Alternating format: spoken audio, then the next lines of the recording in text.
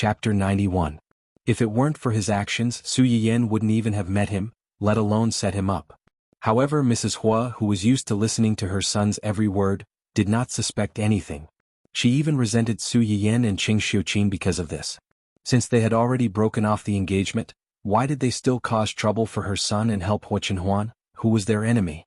Hua Xiaofeng and Mrs. Hua believed that this was a trap that was trying their best to drive him out of the Hua Corporation. However, the truth was that Hua Chenhuan was also watching the video that Yuzian had taken. It was the full version of the video that had not been edited. He replayed the clip of Su Yiyan beating Hua Xiaofeng over and over again. Su Yiyan was clearly indifferent when he was talking about himself, but when Yuzian talked about his body's flaws, he suddenly exploded and wanted to kill him on the spot.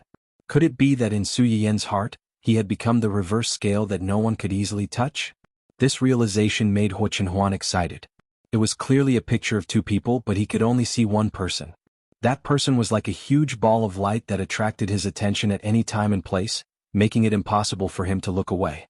Dun Dun, who was playing with a ball of yarn in its kennel, suddenly heard its master's voice. Its little ears immediately perked up. It immediately dropped the ball of yarn and rushed out like a small cannonball, wanting to hug its master's leg. The result was predictable. This little meatball slid forward like a wild goose landing on the sand. It took a long time for it to react to what had happened. Fortunately, this little guy's adaptability was not bad. Although it did not understand why it couldn't pounce on its master, it quickly recovered and ran to the bottom of the image to circle around its master. When Dun Dun realized that its master might have neglected it because he was fighting with someone else, its soft fur stood on end. It roared at Hua Xiaofeng in the video and even wanted to pounce on him and bite him.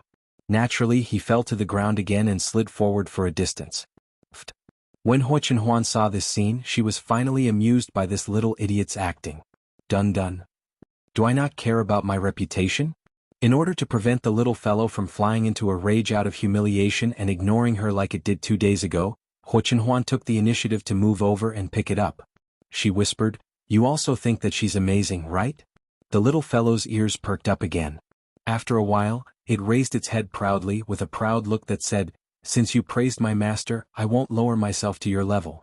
Hua Chenhuan smiled slightly and reached out to rub the little fellow's fluffy head. "Tomorrow I'll take you to see your Hua Hua." The little fellow's head suddenly rose up, and its 2 paws proactively rested on Hua Chenhuan's arm. Its black grape-like round eyes stared at Hua Chenhuan, shining with excitement and joy as if it was asking, "Really? Is that true?" Hua Chenhuan, whose treatment had suddenly increased by several times, was startled. She laughed and said, "This happy look is very similar to your master. People say that pets follow their masters. It seems that it's not unreasonable." Dun Dun didn't understand what he said, and tilted its head in confusion. "Be good tonight. Tomorrow I'll take you to see your Hua Hua." Chapter 92. In the spacious and bright reception hall, a tall and slim figure slowly walked over from afar.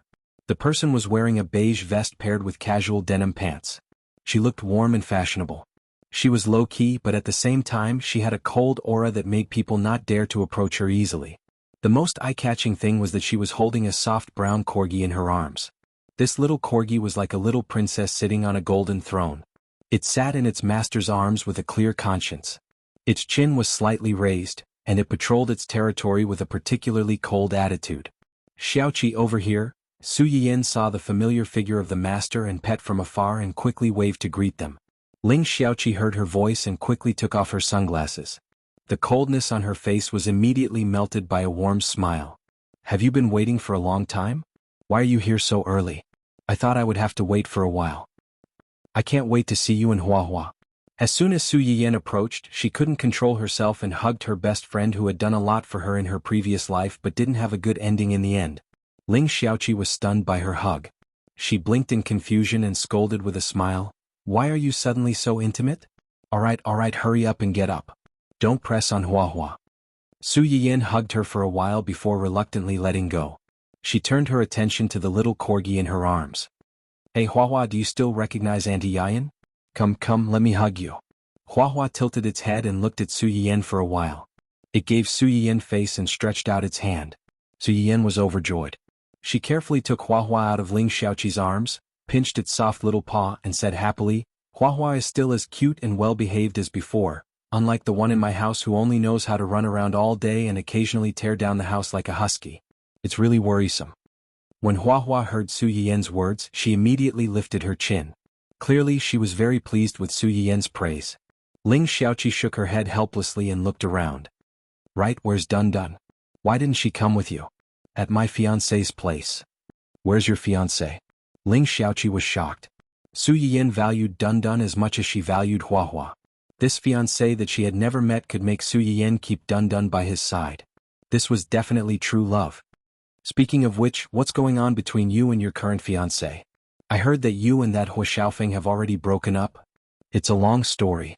You and Hua Hua rushed back early in the morning, so you must be hungry. We've already booked a private room at a high-end restaurant nearby. Let's go there and eat while we talk." Ling Xiaoqi thought for a moment and did not refuse. The restaurant that Hua Chenhuan booked was not far away. They arrived in a few minutes. As soon as they walked through the door of the restaurant, Dun Dun, who had been eagerly waiting in the private room, seemed to have sensed something. He suddenly jumped down from Hua Chenhuan's lap and rushed out happily. When Su Yiyan heard the sound, she knew that her dog had come. She looked helpless and was prepared to be pounced on. Unexpectedly, the dog did not even look at her. He went around her and accurately hugged Ling Xiaoqi's thigh. He looked eagerly at Hua Hua in her arms and called out a few times to please her. Chapter 93. This is Dun Dun? Ling Xiaoqi was stunned for a moment before she recognized the dog that was hugging her thigh the moment they met. It was Su Yiyan's Zai Zai that she had mentioned not long ago. Dun Dun has become so strong in just a few months. When Dun Dun heard the praise of its future mother-in-law, it barked even more happily, vowing to attract the attention of its future wife. Unfortunately, Hua Hua, who was nestled in its owner's arms, only glanced at it coldly and disdainfully when it heard its owner praising another dog. Then it looked away unhappily and ignored it. Dun Dun didn't mind. It was still looking at its owner with eager eyes, looking very much like a bootlicker. The corner of Su Yiyan's mouth twitched. Finally she couldn't hold back anymore. She went forward and picked up her heartless dog son. She coughed lightly and said, "Let's talk inside." "Let's talk inside." "Oh whoa." Dun Dun barked sadly. Obviously it wasn't very happy to be picked up. Su Yiyan was so angry that she slapped its chubby little butt a few times. Once it saw the little beauty it couldn't move. This little ingrate. Fortunately, her fiancé's gentle call quickly pulled Su Yiyan out of the negative energy that filled her stomach. Su Yiyan threw away her unfilial dog son and returned to Hua Chenhuan's side. Dun Dun, who had been abandoned, was speechless. Gu Xiaoyang, who had suddenly been entrusted to his care, was speechless. "Let me introduce you. This is my fiancé Hua Chenhuan. Chenhuan, this is the friend I told you about before, Ling Xiaoqi." Hua Chenhuan shook Su Yiyan's hand and nodded politely at Ling Xiaoqi. "Hello, Miss Ling, hello." Ling Xiaoqi looked at Hua Chenhuan with surprise and curiosity. When she was overseas, she had heard from Su Yiyan that her fiancé was Hua Xiaofeng's uncle. She had estimated his age to be in his early 30s. But now that they had met him, they realized that he was in his early 30s. If he were to say that he was the same age as Su Yiyan, they might even believe it.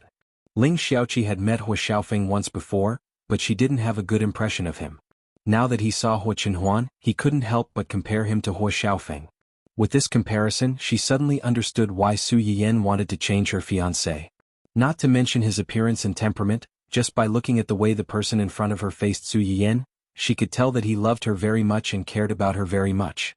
As long as she was there, he would not see anyone else in his eyes. Just this point alone made him 100 times better than that arrogant Hua Xiaofeng. The only regrettable thing was, Ling Xiaoqi looked at Hua Chenhuan's seat with pity. Hua Chenhuan saw Ling Xiaoqi sizing him up, but he didn't feel offended. Over the years, many people had looked at him with malice. This kind of pity was already considered very kind. Su Yiyan saw that the two of them didn't dislike each other, so she was slightly relieved. She smiled faintly and said, "Take a seat first. Have you ordered?" "I ordered some. You can decide the rest." Su Yiyan nodded and handed the menu to Ling Xiaoqi. "He booked the private room today and he's also the one who invited the guests. Feel free to order whatever you want. You don't have to be polite with him." Hua Chenhuan smiled helplessly, but more than that, he was indulging her. Ling Xiaoqi's impression of Hua Chenhuan improved. She was only Su Yiyan's friend, but Hua Chenhuan was willing to make such thoughtful arrangements to receive her. It was obvious that he loved her because he loved her. Chapter 94. Since Su Yiyan had said so, Ling Xiaoqi didn't stand on ceremony and ordered a few of her favorite dishes. After ordering, Ling Xiaoqi put Huahua down for the time being. Not far away, Dundan's eyes lit up when he saw Huahua leave Ling Xiaoqi's arms. He kicked his little legs and was about to pounce in the direction of Huahua. Gu Xiaoyang almost couldn't catch him. He had to look at Su Yiyan for help. Su Yiyan's mouth twitched slightly. She gave up and said, "Put it down." The two little guys were so little the last time they met. They probably don't remember each other. Put them together and get to know each other again. Su Yiyan felt guilty when she said that. She didn't know if Huahua still remembered Dun Dun, but Dun Dun, this little idiot, must have always remembered this little fiancé. As soon as Gu Xiaoyang put it down, Dun Dun immediately went to Huahua's side and rubbed his head. In the end, he even used his chubby little butt to bump Huahua. Fortunately, both of them were puppies. Otherwise, Dun Dun's behavior would have been seen as a hooligan. However, his behavior was not much different from a hooligan. Although Huahua didn't have much of a reaction, she didn't pay attention to him from beginning to end. Her face was cold and impatient, as if saying, "Don't touch me." Dun Dun saw that Huahua didn't pay attention to him for a long time, so he finally made a big move. He kicked forward hard and wanted to pounce on Huahua. Huahua was instantly irritated. She screamed and bent her body into an arch shape. Then she pounced on Dun Dun and attacked with both hands. In a moment, Dun Dun was rewarded with countless 9 white bone claws. The brown dog's fur was scattered all over the place. Soon it was all over the ground. Dun Dun was also stunned by the beating. Before he could resist, he was stepped on by his wife and couldn't turn over. Su Yiyan and the others were caught off guard and witnessed the dog version of domestic violence. This big battle, or rather this one-sided beating, ended with Dun Dun lying on the ground in a daze, not knowing what to do. Huahua's right front leg was pressed on its dog face, and its chin was raised high, as if it was a tyrant punching a bully and kicking a hoodlum. The battle ended with Dun Dun, Su Yiyan, Ling Xiaoqi, the onlookers. Ling Xiaoqi was the first to react. She waved at her dog and said, "Ahem. Huahua, get off Dun Dun and come here." Although Huahua was still enjoying the thrill of stepping on Dun Dun, it obediently returned to Ling Xiaoqi when it heard its owner's call. Su Yiyan breathed a sigh of relief when she saw this. She reached out and poked Dun Dun, who was still lying on the ground like a corpse, as if she expected better from him. "Look at you being beaten by your own wife. Losing the first battle has already determined your position in the family. Sorry, Huahua has been spoiled by me. She's usually not so fierce." Ling Xiaoqi and Su Yiyan had a good relationship. If only the two of them were present today, they would definitely treat this as a small fight between dogs. They might even get together and talk about it. But there were other people in the house, and according to what Su Yiyan said, Dun Dun was now under Huo Qinhuan's care. Ling Xiaoqi couldn't help but feel a little embarrassed when this happened. Chapter 95. Dun Dun barked when it heard its master's words. It wasn't that it couldn't beat its wife. It loved its wife and didn't dare to fight with it because it was afraid of hurting her. "Master, it's fine if you don't comfort me, but you're pouring cold water on me." Dun Dun felt really wronged. Although Huo Qinhuan could understand Dun Dun's feelings, he who always believed that his wife came first, could only agree with Su Yiyan unconditionally. Well, it's Dun Dun's problem. It has nothing to do with Huahua. Dun Dun. It couldn't have a stepfather and stepmother anymore. It wanted to run away from home and go home with Huahua. Gu Xiaoyang stood on the side and watched the show with great interest. He nodded in agreement when he heard their words. Wasn't that right? If it couldn't even beat a little bitch, how could it find a wife in the future? It could only blame itself for being too weak. How could it be blamed on a little bitch? Gu Xiaoyang suddenly froze when he thought of this. He stared at the pink puppy under Su Yiyan's hand and said in disbelief, "This dog is a male?" Gu Xiaoyang's scream, which was so loud that it almost changed his voice, successfully attracted the attention of everyone present. Su Yiyan's hand that was stroking Dun Dun suddenly paused. She turned to look at him in confusion. "Don't you know?" Gu Xiaoyang's mouth twitched slightly. He thought to himself, what would I know? Since the dog had lived in the family's old house, it had been treated like an emperor. Except for buying things, everything was done by the young master. They couldn't even get close to it or touch it. How could they know if it was a male or female? Not to mention, it was dressed in such a flashy manner. Gu Xiaoyang was just about to complain when his young master's gaze locked on him. The words that were about to come out of his mouth were stuck in his throat, and his whole face turned red. Ling Xiaoqi saw his embarrassment and hurriedly tried to smooth things over.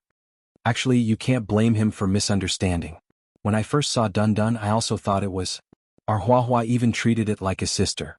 Hua Hua, who was nestled in Ling Xiaoqi's arms, suddenly cried out when she heard her master's words. She looked at Dun Dun with murderous eyes. Su Yiyan scratched his face guiltily, feeling a little distressed. Hua Chenhuan narrowed her eyes and asked in a low voice, "What's wrong?" Dun Dun. Actually, it's nothing much.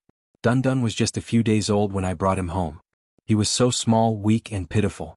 My mom thought it was something new, so she helped me with its basic necessities. She even dug out some old clothes with the auntie at home to make small clothes for Dun Dun. In the end, Dun Dun didn't wear any other clothes, but insisted on wearing this kind of pink with lace. Gu Xiaoyang and the others understood at once. It turned out that this guy was a proper cross-dressing dog. If this happened to other people, my mom might complain a little. But on Dun Dun, my mom only thought it was cute, so she let it dress like this. Hua Hua was adopted by Xiaoqi half a month after that. Considering that the two guys were the same kind, she often took them out to play together. The two little guys became familiar with each other. Ling Xiaoqi sighed when she heard this and interrupted, "At that time, I saw it dressed like that and took it for a girl." Hua Hua also did the same. "I thought they were sisters, but I didn't expect." Everyone in the room looked at Hua Hua with sympathy. This was really the real-life version of, "I treat you as a sister, but you want to f***ck me."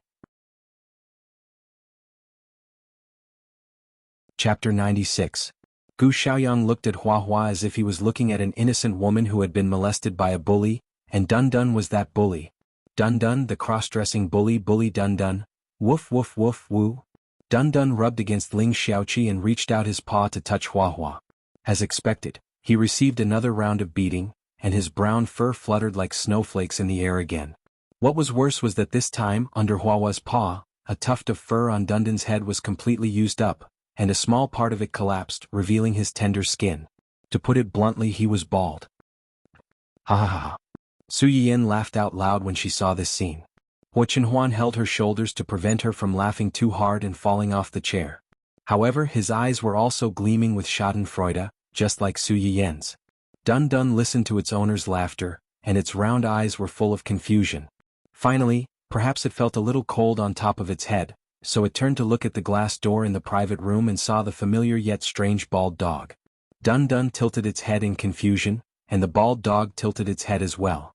Dun Dun stretched out his paw, and the bald dog stretched out its paw as well. After a few times, Dun Dun finally realized that something was wrong. Wait, this dog was him? He was bald. Dun Dun looked as if he had been struck by lightning, and he staggered back a few steps in shock. Finally, he sat down on the table and with a gloomy expression on his face, he shut himself up. Su Yiyan looked at her family's dramatic dog, and the smile that she had managed to stabilize almost collapsed again. Fortunately, the dishes they had ordered before were served one after another, and she was successfully rescued from her dog's laughable stupidity. The restaurant that Hua Chenhuan had chosen was a relatively famous high-end restaurant, and the people who could dine here were either rich or respectable. Therefore, the cost of this meal was naturally not low. However, after eating Su Yiyan's personally cooked Sichuan poached fish, crayfish and other dishes, Hua Chenhuan was a little repulsed by these dishes that used to be edible. She barely touched her chopsticks during the meal. Although Su Yiyan was talking to Ling Xiaoqi, part of her attention was still on Hua Chenhuan. Seeing this, she couldn't help but ask, "Hua Chenhuan, why are you eating so little? Do you have no appetite, or the dishes here are not to your taste?" Hua Chenhuan did not hide the truth and said honestly, "It's not as good as yours." Su Yiyan was slightly stunned. She remembered that Hua Chenhuan had a strong taste. Other than her, there were no strong seasonings like chili on the market, so the dishes she made were naturally not as good. "Then I'll cook for you another day when I'm free. Do you want the ones you've eaten before or something else? There are actually many spicy dishes that you can choose from." "Anything is fine. As long as it's made by you, I'll love it." The two of them whispered as if there was no one else around, thinking that no one could hear them except for each other. Little did they know that when they whispered to each other, pink bubbles kept popping up around them, making it difficult for people to ignore them. Gu Xiaoyang covered his eyes with hidden bitterness, looking as if he had been blinded. Chapter 97. While you were abroad, I learned a thing or two from Aunt Li. If you want to eat it, I'll make some for you to try when I'm free. Ling Xiaoqi's expression stiffened slightly and she said rudely, "Are you sure you want me to try it and not test for poison?" It was no wonder that Ling Xiaoqi had such an idea. Everyone knew how precious a chef, especially a good chef, was in this era. For a chef, cooking skills and recipes were the foundation of their livelihood. Even their employer could not make them hand over these things. Aunt Li was the cook of the Su family, but Ling Xiaoqi did not believe that she was willing to teach Su Yiyan cooking skills. Su Yiyan knew what she was thinking when she saw her reaction. She snorted and said, "It's up to you whether you want to eat it or not. There are many people who want to eat my dishes now." Ling Xiaoqi laughed but did not ask any more questions. She just treated it as a little fun between the two of them. After lunch, Hu Chenhuan walked in front with Dun Dun, while Su Yiyan accompanied Ling Xiaoqi and followed behind. Ling Xiaoqi glanced at Hu Chenhuan, who got along well with Dun Dun, and suddenly said, "Yiyan, after I came back this time I feel that you have changed a little." Su Yiyan's heart suddenly thumped. "What changed?" "I can't tell. I just feel that you're a little different from before." Su Yiyan's mood was a little complicated. She was suddenly reborn. Although her temperament did not change drastically, her attitude toward some people was indeed very different from before. She just did not expect that the first person to notice that she was different from before was not her family, nor was it Hu Chenhuan, but her best friend who had been separated from her for several months before this. Was it because onlookers saw more clearly, or had they actually already noticed that she was different, but did not say it out loud like Ling Xiaoqi? "But I can feel that you're still you. You're still the you I'm familiar with." Su Yiyan breathed a sigh of relief and said with a faint smile, "Yes, I've always been the Su Yiyan you're familiar with. This will never change. As for the change you mentioned, you can understand it as a person who is about to enter the hall of marriage has grown up and matured."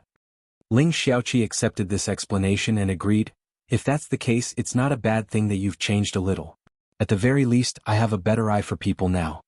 Su Yiyan was stunned, but he quickly understood what she was referring to. He joked, "Just a little? Alright, it's a lot. However, you still haven't told me why you suddenly broke off your engagement with Hu Xiaofeng and got engaged with his uncle so suddenly. Is there something I don't know about?" Su Yiyan thought that it was true. Previously, Ling Xiaoqi was abroad, so she did not tell her too much. She only told her that her engagement with Hu Xiaofeng was broken, and that she was engaged to another man who was in love with her.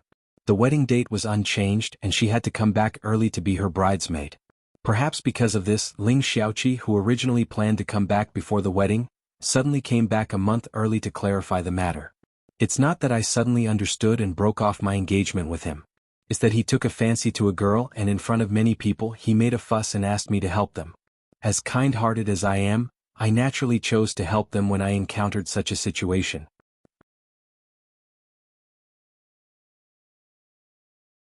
Chapter 98.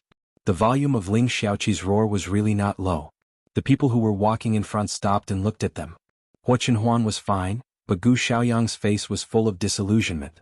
Should he say that she was indeed young madame's best friend? No matter how cute and harmless she looked, she still had a fierce and wild heart. Once she opened her mouth, all the pretense of gentleness was destroyed. Su Yiyan saw his expression and understood everything. She held back her laughter and tugged at Ling Xiaoqi's arm, reminding her, "Why are you swearing? Can't you see that you're scaring people?" Ling Xiaoqi's mouth twitched slightly. She lowered her voice and said, "Isn't it all because of you? Don't change the subject. What's going on with Hu Xiaofeng? That son of a bitch, how dare he cheat on me? He better not let me meet him or I'll break his legs."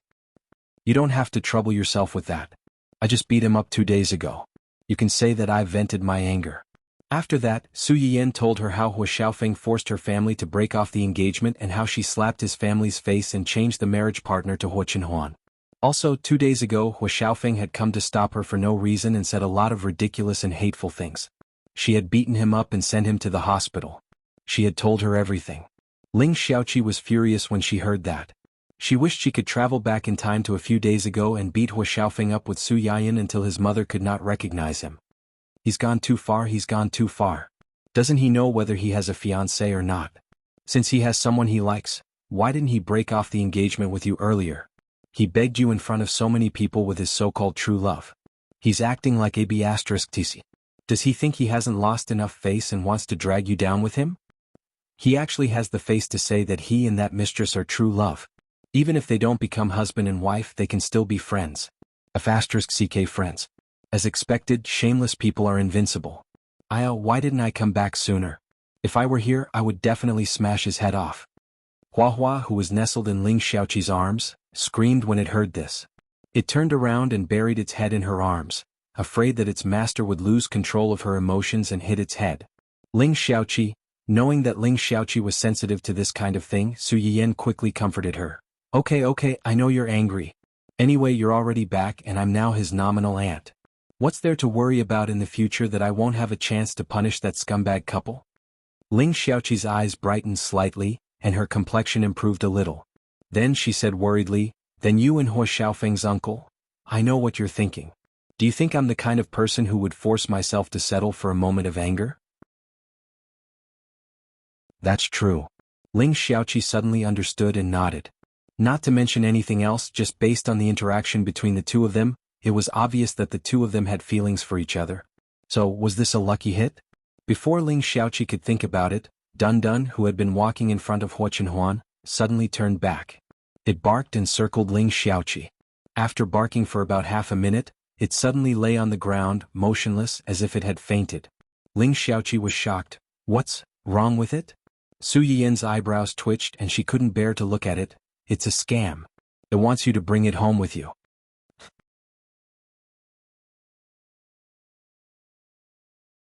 Chapter 99. In the end, Dun Dun did not succeed.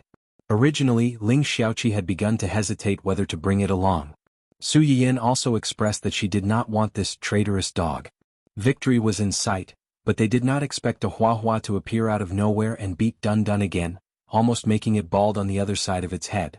In the end, it even kicked it out of Ling Xiaoqi's arms, patted its butt and left with its owner, not taking a single strand of dog hair with it.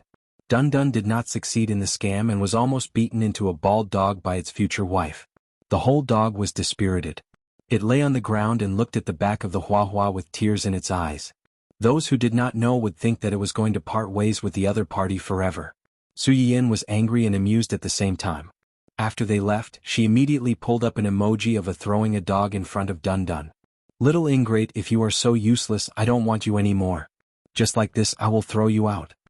Dun Dun looked at the dog that was as meaty as it was thrown into the river by its owner. There was an emoji of, Daddy doesn't want you anymore, next to it. Its face was cold and it was not threatened at all. Su Yiyan was angry but Hua Chenhuan was very calm. She even taught it, if you like her, continue to chase her until she also likes you. If you are like this after just a little setback, you might as well give up now. Woof woof woof. Hua Chenhuan's words seemed to irritate Dun Dun. It suddenly raised its head and barked at Hua Chenhuan a few times. Hua Chenhuan's expression did not change. She said in a low voice, What's the use of barking at me? Am I wrong? Woof woof woof.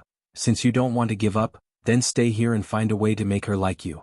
Woof woof woof. You still have to ask me? Can't you use your brain? You are the one who wants to chase her, not me. Woof woof woof. I don't need it. We're in love with each other, unlike you. It's unrequited love. Su Yiyan. Hey, how are you two communicating across species? What happened to the two of you when I wasn't around these past few days? But no matter what, after Hua Chenhuan and Dun Dun's conversation, Dun Dun finally recovered. He even leaned against the car window and stared at the bald part of his head sadly, which made Gu Xiaoyang's eyelids twitch. This dog was indeed a demon. Hua Chenhuan had just finished lecturing Dun Dun when a faint sigh came from beside her. You're so clear and logical when it comes to educating others, but why are you backing down when it's your turn? Hua Chenhuan's body trembled. She subconsciously clenched her fists and said hoarsely, I won't. What you just said won't happen in the future. He now wished he could turn Su Yiyan into Thumbelina and hold her in his hands 24 hours a day. How could he watch someone who belonged to him be taken away by someone else like before? Su Yiyan took a few seconds to understand the meaning of Hua Chenhuan's words.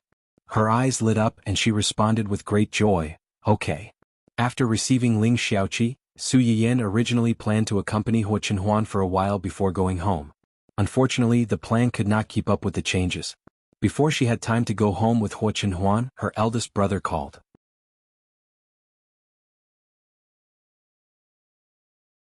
Chapter 100. Su Yiyan was dumbfounded when she received the news. She immediately rejected Hua Qinhuan's offer to send her home and hurried back alone. What a joke. Her grandfather already had a lot of opinions about this marriage. If she allowed them to meet without any preparation as the middleman, she was afraid that she would explode on the spot. Su Yiyin hurried back home. The first thing she saw was the stern-looking old man sitting in the middle of her living room. Su Yiyin's eyes immediately reddened. Without thinking, she rushed over and hugged her grandfather as she cried. Before old Master Cheng came, he had already planned to teach this lawless and mischievous granddaughter a lesson. He wanted her to know that she shouldn't joke about her lifelong happiness like this. However, no matter how much he had prepared himself, when he saw his precious granddaughter's tears, he threw them out of his mind.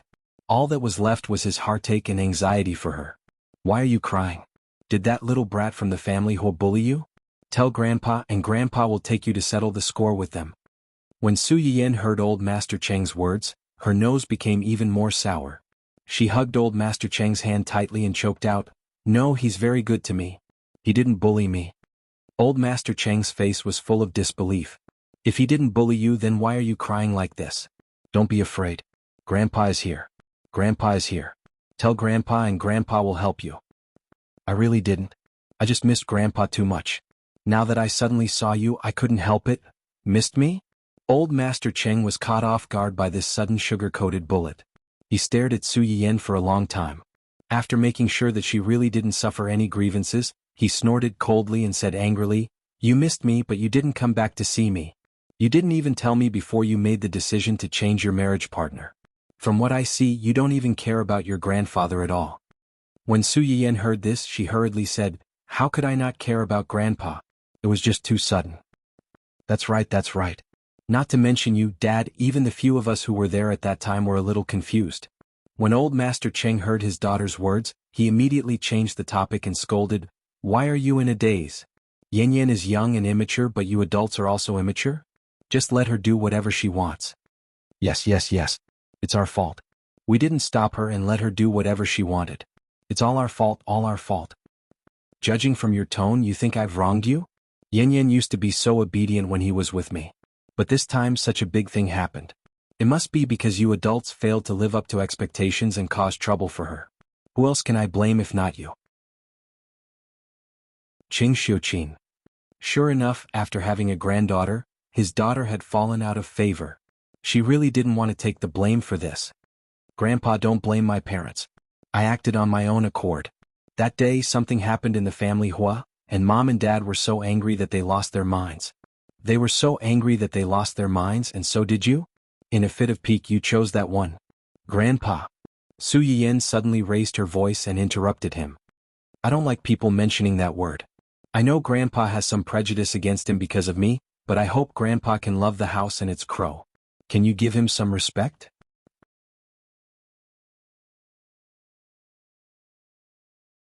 Chapter 101. You haven't even interacted with him before, so how would you know? Su Yiyin met old Master Cheng's eyes and said seriously, "Compared to a healthy man who doesn't love me and only sees me as an accessory, I want a life partner who loves me, respects me, and puts me first in everything." Old Master Cheng felt that her words made sense, so he immediately reacted. "Why do you have to choose between the two of them? There are so many good men in this world. I don't believe that my granddaughter, who is so outstanding, can't find a healthy man who meets your requirements. There are so many good men in this world, but no one will treat me better than him. I only want him and I don't want anyone else." Old Master Cheng was completely speechless. He wanted to get angry, but when he met the eyes that were almost identical to his late wife's, the anger in his belly seemed to have been splashed with a bucket of cold water. With a snort, it was extinguished. "Are you serious?" "Yes." Su Yiyin didn't back down. "I'm very serious, so serious that I can't be more serious." He couldn't hit her, but he couldn't bear to scold her. Old Master Cheng held it in for a long time, then turned his face away unhappily. When Su Yiyin saw his reaction, she immediately knew that she had passed most of his test. She quickly hugged his arm and said coquettishly, "Also, Grandpa, if you think about it this way, it's not completely bad for him. At least he can't beat me. If he really makes me angry, I can beat him down by myself. There's no need for you to stand up for me, is there? If he can't beat you, he naturally can't beat others. If he can't protect you, what's there to be proud of? He can't protect me, but I can protect him. If he can't beat me, then it's fine as long as I can, right? With my current skills, there shouldn't be many people who can beat me, right? Old Master Cheng was speechless. What she said made sense and he couldn't refute it. Old Master Cheng, who was completely choked, snorted coldly.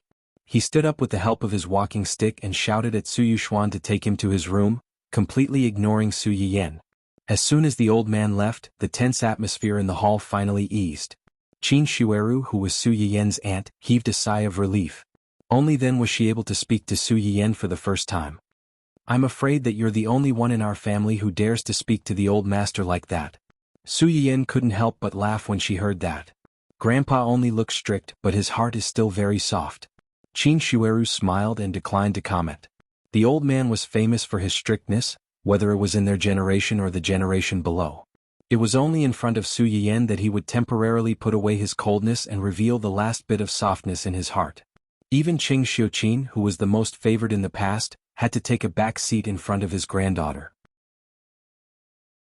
This was due to the fact that Su Yiyan's temperament was very similar to the old man's when he was young. It was also due to the fact that Su Yiyan's face was very similar to her grandmother who passed away early. Qin Shueru wasn't dissatisfied with this. She and her husband had been childless for so many years, and she had long regarded the two children of the Su family, especially the youngest, Su Yiyan, as her own children. If their children could gain the favor of their elders, they would naturally be happy as well. When she thought of this, a trace of sadness flashed across Qin Shueru's eyes.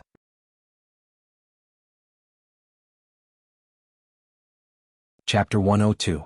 As expected, Qin Shueru's attention was diverted. She smiled faintly and said, "The old man is in a hurry to come over.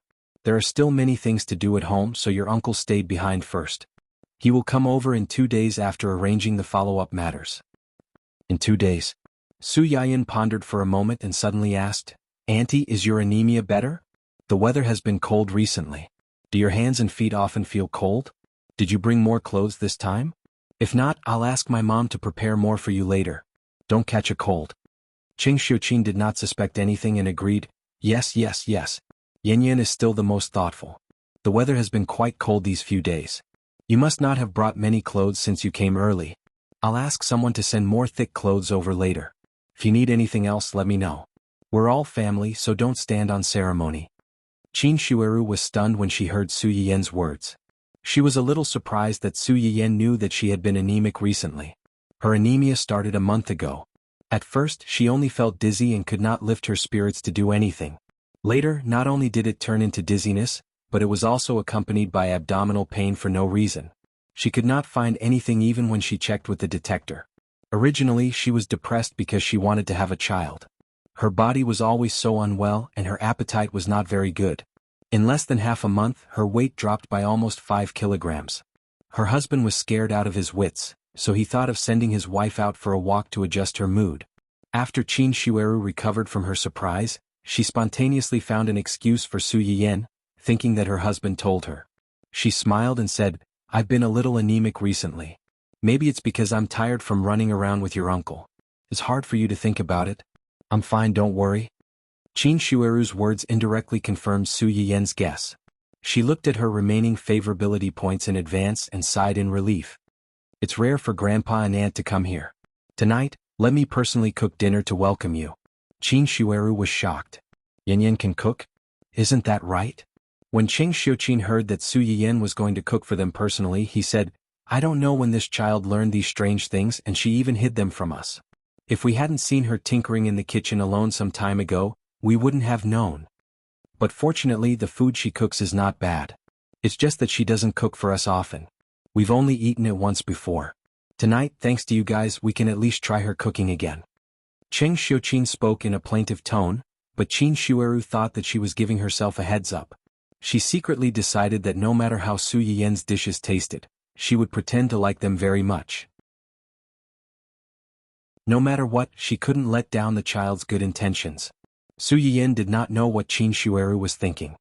He made a preview 2 hours in advance and posted the main content of today's live broadcast on the top of the live broadcast room. Su Yiyan had announced in her live broadcast the day before that the next live broadcast would not be scheduled, but once it was confirmed, it would be posted in the live broadcast room. At this time, There were still many viewers waiting in the live broadcast room regularly, waiting for her announcement. This time, the live broadcast preview really appeared and they took a look at the content of the preview. Many people were stunned and went crazy.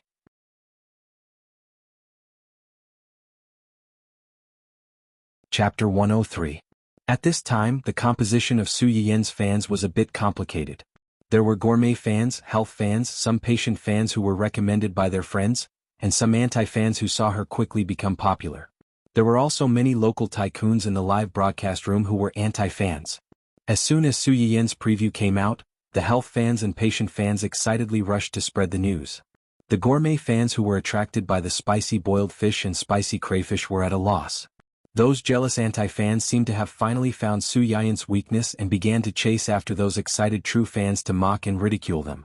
They said that Su Yiyan's live broadcast preview was sensationalism and was deliberately trying to attract people's attention. Su Yiyan was busy finalizing tonight's menu. She didn't have the energy to pay attention to those crazy people on the internet. Since the two of them arrived early, Su Yiyan didn't make much preparation in advance. She could only try to find medicinal cuisine recipes suitable for their physiques from some of the Chinese herbs she already had. Fortunately, when Qing Xiuqin talked to her about Qin Shueru, Su Yiyan had already consciously prepared the Chinese herbs suitable for her. Now she just collected the first batch that matured, which was enough to come in handy. When Su Yiyan prepared the herbs and ingredients and opened the live broadcast room, she found that the audience in the live broadcast room had risen by another wave, and it was still increasing. In just a moment, it had reached 500,000. This figure had already surpassed the scope of a newcomer streamer on Munchkin.net. It could be considered a slightly famous and capable streamer. Su Yiyan blinked and said in a daze and surprise, "What happened? Did someone enter the wrong live broadcast room?" Hearing Su Yiyan's words, many of the audience in the live broadcast room turned on ha-ha-ha mode. Su Yiyan searched for a long time before she finally found a useful reply from the screen full of ha-ha-ha. It turned out that the spicy boiled fish and spicy crayfish that she made before were pushed to the public platform by Xie Yuningshi and others not long after she went offline. Although the recording screen was not as convenient as the live broadcast, where one could turn on the taste and smell simulator to taste it on the spot, the bright red dishes looked particularly appetizing. Coupled with the flattery from the live audience who had participated in the live broadcast, many people who had not watched the live broadcast could not help but drool at the recording screen. As soon as they heard that Su Yiyan had started a live broadcast, they immediately rushed over in groups. They were afraid that they would miss out on the delicacies that had been praised to the heavens. After figuring out the ins and outs of the matter, Su Yiyan breathed a sigh of relief. Yan glanced at the upper right corner, where the number of viewers had increased by nearly 100,000 in just a few minutes. His eyes flashed and he went straight to the point. "Hello new viewers and old viewers who have watched my live streams. Welcome to Yan's Little Kitchen. I'm your host Yan. There are elderly people at home today, so I have to make some dishes suitable for them." "Old man?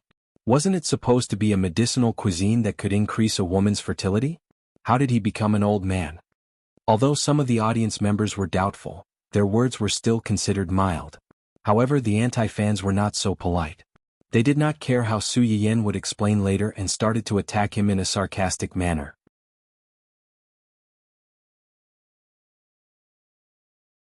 Chapter 104. The anti-fans' words not only ridiculed Su Yiyan, but also stabbed the hearts of the female audience who loved children but could not conceive due to various physical reasons. They were holding on to a slim chance of survival and had entered the show with a knife in their hearts. Su Yiyan's face sank. She had been broadcasting for a few days, and occasionally saw one or two comments questioning her. However, it was the first time she had seen such harsh words. Su Yiyan was really angry this time. She said coldly, "Admin ban." In fact, she didn't need to say anything. Hua Chenhuan had already started to investigate the IP ban. However, after she said that, there were immediately many comments scolding her for her bad temper and acting like a big shot. Looking at the rows of comments with the same tone, it was obvious that there was a mastermind behind the scenes. Unfortunately, these people didn't even have the chance to start the momentum before they were all banned by the admin. Su Yiyan looked at the screen that suddenly became much quieter, and her face became slightly better. "I know that most of the viewers who came to watch my broadcast are either here to watch the show or to try their luck with a doubtful heart. In this regard, I can only say that you can watch the show or not believe me. However, this is my broadcast and I welcome people who like me. As for those who don't like me and can't stand me, please consciously leave. Of course, I don't care if you want to stay and torture yourself. However, please shut your stinky mouth and don't say anything that makes me and my viewers uncomfortable. Otherwise, if you mess with me, I'll mess with you. I don't lack money, fame, or connections. Before you touch me, you should consider whether your ability and background can bear the consequences of my anger. I'll say the ugly words first. I'm a very hard-hearted person. Even if you're half dead and kneeling to beg me to let you go, I won't be soft-hearted and forgive you. Su Yiyan's words not only scared the trolls who were still restless after their accounts were banned, but also scared many viewers in the broadcast. A portion of the audience felt that Su Yiyan's words were too harsh and chose to leave. However, the majority of the audience still chose to stay. Su Yiyan didn't care about what these people thought. She wasn't someone who would let herself be wronged. If she couldn't stand it, she would fight back. She didn't start this live stream for fame or profit. She just wanted to accumulate a little bit of favorability. As for those who were prejudiced against her, how could she expect to gain favorability from them? Those who had a good impression of her and were grateful to her, such as the audience from her first live stream, would do their best to help her. As for these people who hadn't helped her at all and even wanted to mess with her, it was already good enough that she didn't get back at them. Did they expect her to greet them with a smile? She didn't owe them anything. If there's nothing else, let's return to the main topic. Su Yiyan's voice successfully drew the attention of the remaining viewers, and the comments on the screen instantly became denser. Su Yiyan looked at the much more harmonious bullet screen, and the corners of her lips curled up again. She continued the words that she didn't finish before. There's an elderly at home today, so I'm preparing some dishes that are suitable for the elderly's stomach. Of course, there are also 1 or 2 soups and desserts that are more nourishing for girls.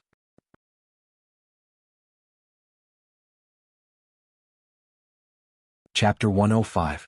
As Su Yiyan spoke, he suddenly thought of something and said meaningfully, "As usual, the viewers who scolded the host in my live broadcast room will not participate in the lucky draw."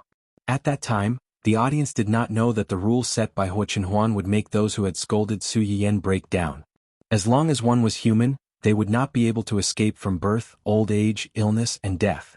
No one could guarantee whether their illness would come first or tomorrow. This was also the reason why no one dared to offend a doctor, no matter how rich or powerful they were. You could not guarantee that you would fall into his hands one day. By then, whether he saved you or not would be a matter of life and death. The remaining viewers did not think too much about it. They only knew that after the keyboard warriors who caused trouble were kicked out, their chances would be greater. This was really exciting news. However, when they looked up and saw that the number of viewers was still increasing, they felt as if they had been splashed with a bucket of cold water. It did not seem to increase by much. Considering that stewing soup would take more time, Su Yiyan took out 2 casseroles for stewing soup first. Today we are going to stew 2 soups. The first soup is the one that you guys are more concerned about. It is abalone and ginseng soup that has a certain effect on premature ovarian failure in girls. As soon as Su Yiyan finished speaking, a lot of comments appeared on the screen asking, "What is premature ovarian failure?" Premature ovarian failure? It literally means that the ovaries decline early. The specific symptoms are abnormal menstrual cycle and reduced menstrual volume. Simply put, it is early amenorrhea or even menopause. Unable to ovulate normally, naturally there is no way to conceive a child. As Su Yiyan spoke, he fished out a few fat and big abalones and cleaned them neatly. As soon as these abalones appeared, the audience in the live broadcast room felt the power of money. F***ck, I've seen this before. I saw it from afar when I accompanied the boss on a business trip. It is said that it is the signature dish of a high-class restaurant. There are only 5 servings a day, and the ingredients alone are worth at least 6 digits. Moreover, there was only 1 small abalone in the plate at that time. It was definitely not as big as this one. Actually, I wanted to say this before. Most of the ingredients used in the live broadcast room look better than those sold in the market. Everyone should know how expensive natural ingredients are on the market. To be able to buy such high-quality ingredients, the price. I noticed it during the last live stream. Let's not talk about other natural ingredients. Let's talk about seafood. Although it tasted bad if it wasn't processed properly, the market price was really high. The big grass carp and crayfish that the streamer used in the last live broadcast, you know? The poor me hugged my cheap nutrient solution tightly. To be able to casually take out so many expensive ingredients for a live broadcast, what the streamer said just now might not be a bluff. Her family might really have a mine and not be short of money. When Su Yiyan finished processing the abalones, he saw these comments as soon as he looked up. Even through the screen she could feel that these people were looking at the abalone in her hand like it was a piece of gold. Su Yiyan was amused by her own idea. She put the washed abalone and the lean meat into the clay pot, and then added the wolfberries. Finally, he took out a huge ginseng that he had spent a huge sum of money to exchange for.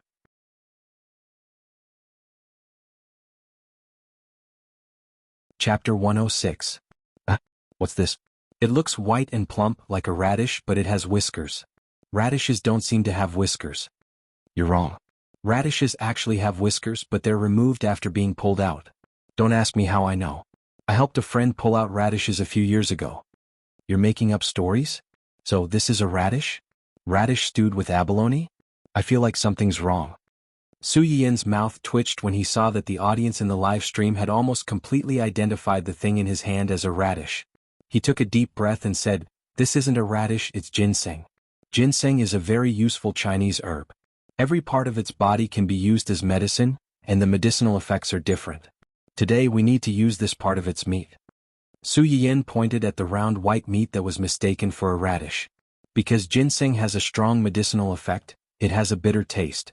Usually only a little bit will do. Su Yiyan put the huge ginseng aside as he spoke. He took out the slices of ginseng that he had cut earlier and put them into the pot. Alright, let's just let it stew for now. Next we'll make the second soup, lotus seed and date stewed duck soup. Those who watched my live stream before should know what I'm talking about. Those who don't know, go back and watch the recorded broadcast. Now let's talk about the lotus seeds. Su Yiyan poured out a bowl of fresh and white lotus seeds. He broke them open and took out the lotus core as he said, "These are lotus seeds. They were peeled from the lotus seed pod, and they smell very fragrant. Lotus seeds are good for qi and have the effect of stabilizing the spirit and calming the mind. Eating them will not only nourish the spleen and stomach, but also reduce internal heat and help sleep. Old people don't get enough sleep, so eating them is very useful for sleep. But you have to take note that there's a heart in the middle of the lotus seed, which is this small green strip. This heart is bitter. Friends who seek a good texture can peel it off. Don't throw it away after you peel it off. Dry it and use it to make tea to reduce internal heat." After saying so much, we don't even know where to buy this stuff, let alone eat it. You found a point. I just went to the shopping site to search for ginseng and lotus seeds, but there's nothing. It's not just ginseng and lotus seeds. The red dates, seahorses, and a series of so-called medicinal herbs that the host used before are not sold on the internet QAQ. That's right. If you have the guts to introduce them, then tell us where to buy them. Woof, cry out loud. Su Yiyan was stunned when he saw these complaints. He stopped what he was doing and muttered to himself. Just when the audience in the live stream thought that she had finally been persuaded and was ready to announce the source of these medicinal herbs and advertise for the audience to buy them, Lin Yichin suddenly changed her mind. That slender and fair hand suddenly grabbed a lotus seed that had lost its core and moved upwards, leaving the range of the live broadcast room. Then, the host's soft chewing sounds and sighs of enjoyment could be heard. It's sweet and refreshing. It's quite delicious.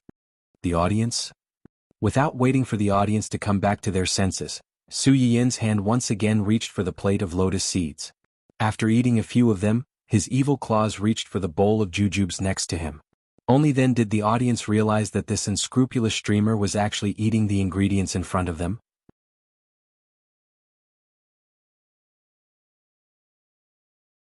Chapter 107. However, after Su Yiyan's ruckus, the viewers in the live stream finally realized that the tender lotus seeds and red dates could be eaten raw. The crowd no longer cared about the issue of the purchase of the ingredients. They scrambled to try the two ingredients. Oh, these red dates taste sweet. It's great as a snack. I can't stop eating them one by one. I prefer this white lotus seed. It's especially refreshing. It's not greasy at all. Some people were even curious and secretly tasted the leftover ginseng slices. This ginseng is really bitter. I almost spat it out when I first ate it. However, after a while, I realized that the bitterness gradually disappeared and became a little sweet. It's a very special taste. Suddenly, the viewers changed the topic and began to discuss the taste of the ingredients and their own tastes. They had temporarily forgotten their previous doubts. Su Yiyan saw that their attention had been diverted, so she did not do something as infuriating as eating the ingredients. She put all the ingredients into the pot, added some water and started to cook. At the beginning of the live stream, Su Yiyan said that there were elderly people in the house, so they should be prioritized when cooking. Su Yiyan studied for a long time and finally decided on 4 dishes and a porridge. They were garlic roasted eel, tomato fried cauliflower, celery braised tofu, orange peel beef and millet pumpkin porridge. Although she did not use the Chinese herbs she had on hand, garlic, eel, tomatoes, celery, tofu, and beef were more suitable for the elderly stomach and could be eaten more. The viewers in the live stream were very happy to see Su Yiyan cook so many dishes at once. Most importantly, they could find the ingredients for these dishes. Even if they could not get their hands on them in the lottery, they could buy them and try them out at home. The only thing that was a little lost was the orange peel beef. There were oranges in this era, but most people's impression of oranges was very simple. They felt that it was a fruit. The flesh of the fruit could be eaten, but the outer skin was naturally useless and needed to be thrown away. Orange peel is the finished product of the outer skin of the orange after being dried. It's sweet and sour with a bit of bitterness. It's a good choice to make tea or stew. It's appetizing and can help with digestion. As soon as Su Yiyan said that, the audience immediately went wild with joy. So, orange peels can be eaten? I feel like I've missed out on 100 million. Yes. Previously when I ate the oranges, I ate the meat and threw away the skin. Now that I think about it, my heart hurts. I don't care anymore. I'm going to buy a caddy of oranges now. I'll peel them and dry them. How can 1 caddy be enough? I'll go buy 3 caddies. I've already placed an order for 5 kilograms. It'll be here soon. Great. I'm in awe of the nouveau riche above. Buying 5 kilograms of tangerines is like buying 10 bottles of nutrient solution. I'm so envious and jealous. At this time, Su Yiyan still did not know that because of his words, he had indirectly increased the sales of oranges in the market. Not long after that, there was a strange phenomenon of a shortage of oranges in the market. Compared to the time-consuming process of stewing soup, stir-frying vegetables was much faster. By the time Su Yiyan finished cooking the other 4 dishes and the porridge, the first 2 types of soup were almost ready.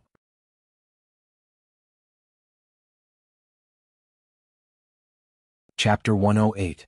The audience, who had been mesmerized by the table full of hot dishes and had turned on the taste simulator to try the finished product without Su Yiyan's instructions, were quickly attracted by the transparent fungus in Su Yiyan's hand. Host, what's this? Why is it transparent?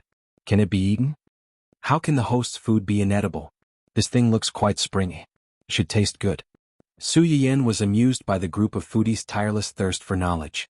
This is tremella, a type of fungus. It's rich in protein, various amino acids, and minerals. Eating more of it can not only beautify and nourish one's skin, strengthen one's immune system, and prolong one's life. Beautifying and nourishing one's skin and prolong one's life were enough to capture the hearts of many girls and elders at home. Once people got older, they would find that no amount of money could fight against the invasion of time. At this time, health became a knot in many people's hearts. It made people subconsciously start to take care of their health, striving to live longer and suffer less from the pain of illness. Su Yiyan first soaked the tremella to remove the stalk, then boiled it for a while with milk. After it was cooked, he put it aside to cool it down.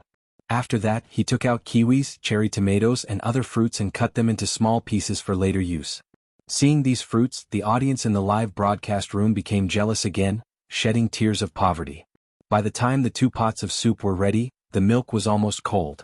When the fruit pieces were put in, the red and green colors were very beautiful, immediately hitting the hearts of many girls. This dessert looks really beautiful. I can't bear to eat it. I can't bear to eat it either.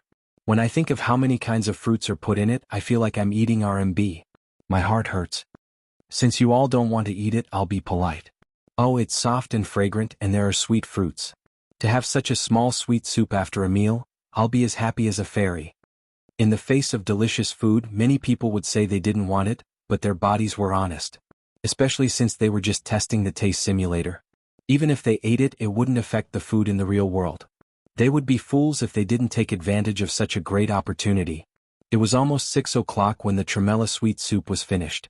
In order to save time, Su Yiyan only prepared 1 round of lucky draws. 8 people would be chosen at once and each person would be given a dish. Su Yiyan emphasized to the lucky audience who drew the abalone ginseng soup. This soup is more effective for patients with premature ovarian failure with both yin and yang. If there's someone around you who fits this condition, you can let her try it. Upon hearing Su's words, that person immediately asked curiously, What's a patient with premature ovarian syndrome? It's just that I'm lacking in both qi and blood. It might be a little hard to understand if I put it this way. In short, it's people. A. Calm. Of them was calm. Hua Qinhuan's account was very lucky to draw a lotus seed and date duck soup. Su Yiyan knew that the soup was good for him, but when he thought of how this person deliberately pretended to be a cute girl in front of him, he couldn't help but want to tease him.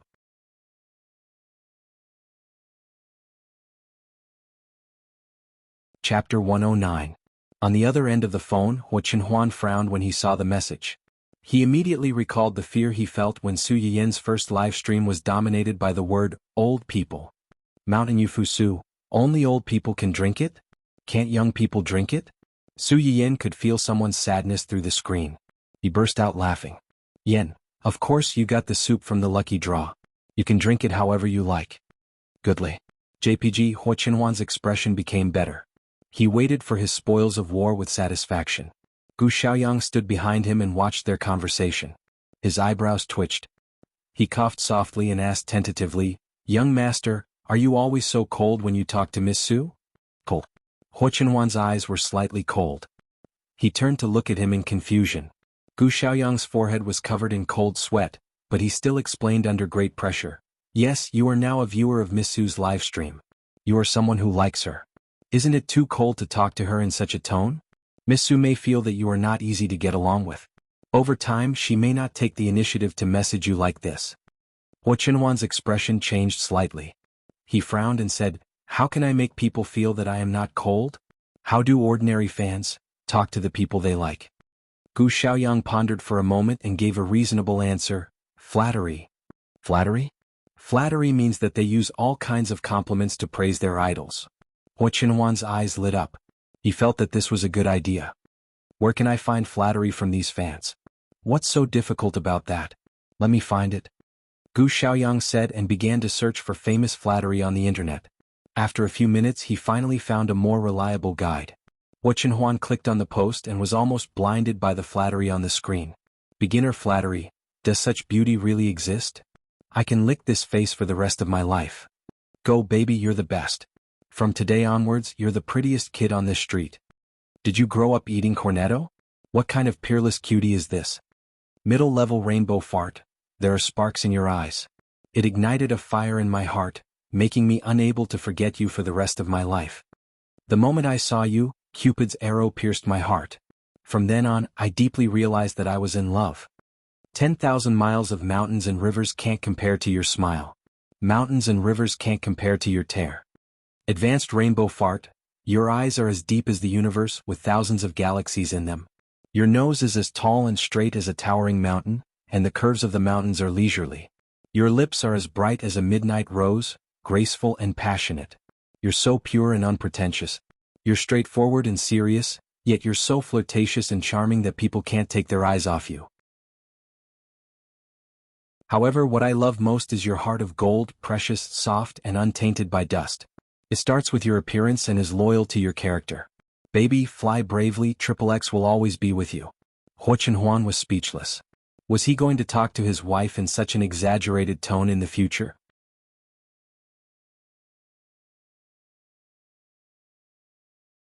Chapter 110. Su Yiyan still did not know that her fiancé had accidentally been led into a ditch and opened the door to a new world.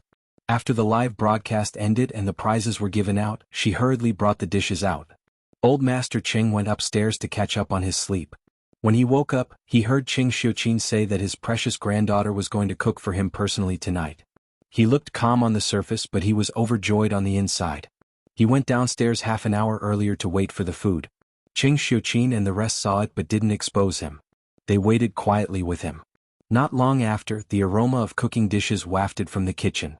Mr. Su and the rest, who had tasted Su Yiyan's cooking earlier, had their eyes lit up. Their hands didn't stop moving, but their eyes and hearts had long been hooked by the tempting aroma. Qin Shueru, who hadn't tasted Su Yiyan's cooking, wasn't as calm as them.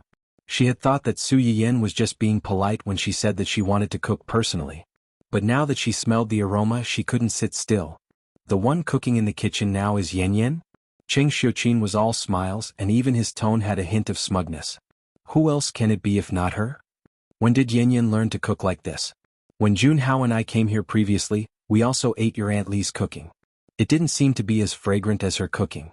I'm not sure either. She said that she read books with Aunt Li and thought about it in her free time.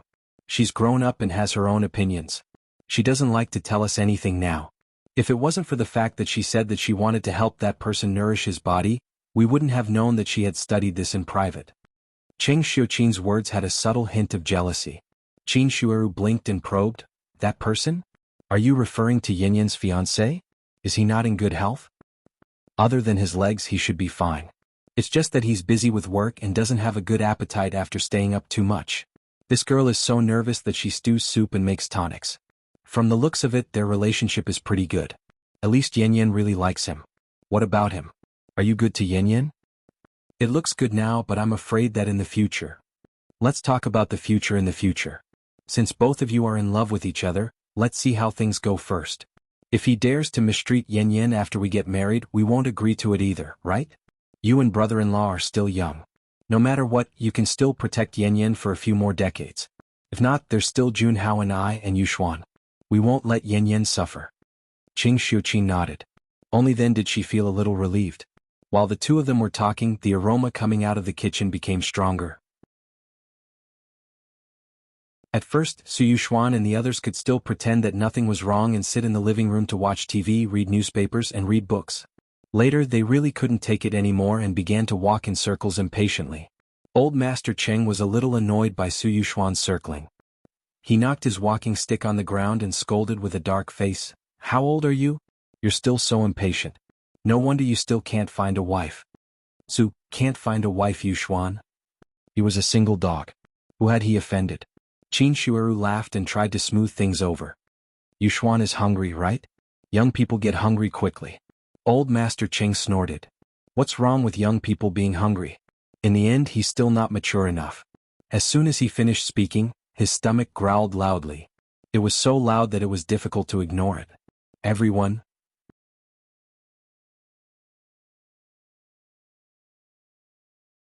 Chapter 111. The empty hall suddenly fell into a dead silence, and the atmosphere instantly became extremely awkward. Just as Su Yushuan was hesitating about whether to break the silence and give the old man a way out, a tempting aroma of rice wafted out from the kitchen. A certain someone's stomach growled again, louder and more hurried than before. Everyone, Grandpa Cheng? Do I not care about my reputation? Ahem. In the end, it was Su Yushuan's father who was smart enough to break the silence. He gave Su Yushuan a look and said, "Yushuan, go tell Yayan to hurry up. She's been dawdling for so long. If she drags on any longer, it'll be time for supper." Su Yushuan understood and turned to walk to the kitchen. The others did not mention what had just happened. Grandpa Cheng, on the other hand, was embarrassed. He snorted coldly, turned his face away awkwardly, and did not say anything else. However, the corner of his eyes that unconsciously glanced at the kitchen betrayed him in the end. Cheng Xiuqin and the others knew his temperament. They held back their laughter and did not expose him at this time. Su Yushuan had just walked to the kitchen door when he bumped into Su Yiyan, who was walking out with dishes. His eyes lit up immediately. "Is everything done?" Su Yiyan was also stunned when she saw him. "It's done. Why are you here? Isn't it because your dishes are too fragrant? Our cravings have been aroused. Grandpa and the others are also hungry, so I came to ask if it's done. If it's not done well, we'll all starve to death." "You're exaggerating." Su Yiyan was amused by him. "I cooked a lot at night, so it took a little longer. There are still a few dishes inside." Before Su Yiyan could finish, he was interrupted. I'll do it. You go out first and I'll carry the rest." Su Yiyan saw that her brother was overly enthusiastic, so she did not refuse. She took the 2 dishes in her hands and stepped out first. "It's time to eat." At Su Yiyan's command, several people immediately put down the newspapers, books, and remote controls in their hands and sat down at the dining table as fast as they could. The way they looked at the food was like a hungry wolf that had not eaten for a few days. This bowl of porridge is specially prepared for Grandpa. The millet nourishes the stomach and the pumpkin detoxifies the toxins. It's good for Grandpa to eat some at night. Su Yiyan took the millet pumpkin porridge from Su Yushuan and pushed it to the old man with a faint smile. Old Master Cheng looked at the pumpkin porridge that was unique to him and raised his eyebrows slightly, revealing a hint of pride. It was as if he was saying, "Look, look, in my precious granddaughter's heart, I am indeed the most special one. All of you juniors have to step aside." Cheng Xiuqin and the others were indeed a little jealous when they heard that. However, the old master was an elder after all, and they did not want to argue with him. The dishes were served one after another. There were 4 dishes, 2 soups, and a sweet soup after dinner. It was a little too little for 6 people. Fortunately, although there were not many dishes, the portions were not small. The few people ate to their heart's content, especially old Master Cheng. "This tomato is quite delicious. It's sweet and sour. It's very appetizing." Su Yiyan smiled. Tomatoes are rich in vitamins. They can lower blood pressure and fat, and they can prevent cancer and stroke. It's just right for Grandpa's current physique. If Grandpa likes it, eat more. I'll make more for you next time.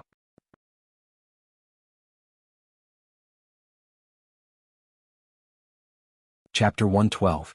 When Cheng Xiuqin heard what the two of them said, he agreed. "The tomatoes are indeed good, but I prefer this celery tofu. The celery is crispy and fragrant, and the tofu is soft and tender. The texture is very good." Su Yiyan knew what her mother wanted to hear. Her eyes curved slightly and she readily said, "Tofu can ventilate. Mom, your digestion hasn't been good recently, so it's just right for you to eat this." Cheng Xiuqin's eyes lit up, and he nodded in satisfaction. "Then I'll have to eat more." Mr. Su didn't want to be left behind. He added, "I like to eat beef. Usually Auntie Lee's beef is a little dry. This time the beef is quite tender and it has a strange sweetness. It's not greasy at all." That's because she added orange peel. The sweet and sour taste of orange peel can relieve grease. "I know that you don't like to eat beef that's too dry, so this beef isn't fried for too long. Most of it is cooked until 60 to 70% done." When Mr. Su heard what his daughter said, a little red heart floated in his heart. Why else would people say that his daughter was a caring little jacket? She even knew that he didn't like to eat beef that was too dry. This attentiveness was enough to move this unyielding and inarticulate family head to the point that he was in a complete mess. Compared to his warm little jacket, this son of his was especially annoying. He despised him and wanted to throw him away. Su Yuxuan, who had been shot while doing nothing, received his father's death glare. He was weak, helpless, and pitiful. He mumbled, "I like fish. I want to eat fish. I want to eat fish." When Cheng Xiuqin heard what he said, he didn't think much of it. He subconsciously added, "It's pretty good. Eat more to nourish your brain." "This is too much. Don't think that I can't tell that you're mocking my brain. I'm a dignified top student. Why should I be humiliated like this? I refuse to accept this." Poor young Master Su. Today was also a day where he was despised by his family. After tasting a few dishes, everyone was about 70% to 80% full. They turned their attention to the 2 pots of soup. Mr. Su loved seafood. When he saw the small pot of abalone and ginseng soup, he didn't think much about it. He picked up the ladle and prepared to drink it. When Su Yiyan looked up, he happened to see this scene. He hurriedly stopped him and said, "Dad, this soup is for Aunt. If you want to drink it from Grandpa's pot." This shout attracted everyone's attention. Qin Shueru blinked her eyes and her face was also filled with astonishment. "For me?" Cheng Xiuqin also asked, "This soup, can't we drink it?" "It's fine if you really want to drink it, but don't blame me if you can't help but give birth to a younger brother or sister." "What? This is us." The few people present were frightened by Su Yiyan's words. They thought that the soup had some unspeakable effect. Their gazes towards Su Yiyan became thought-provoking.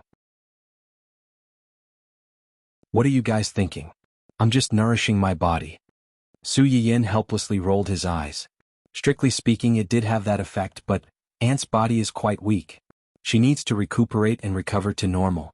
As for the 2 of you, your bodies are fine to begin with. If you drink this soup, won't something happen if you overheat? When he said this, the few of them were a little embarrassed, especially Qin Shueru.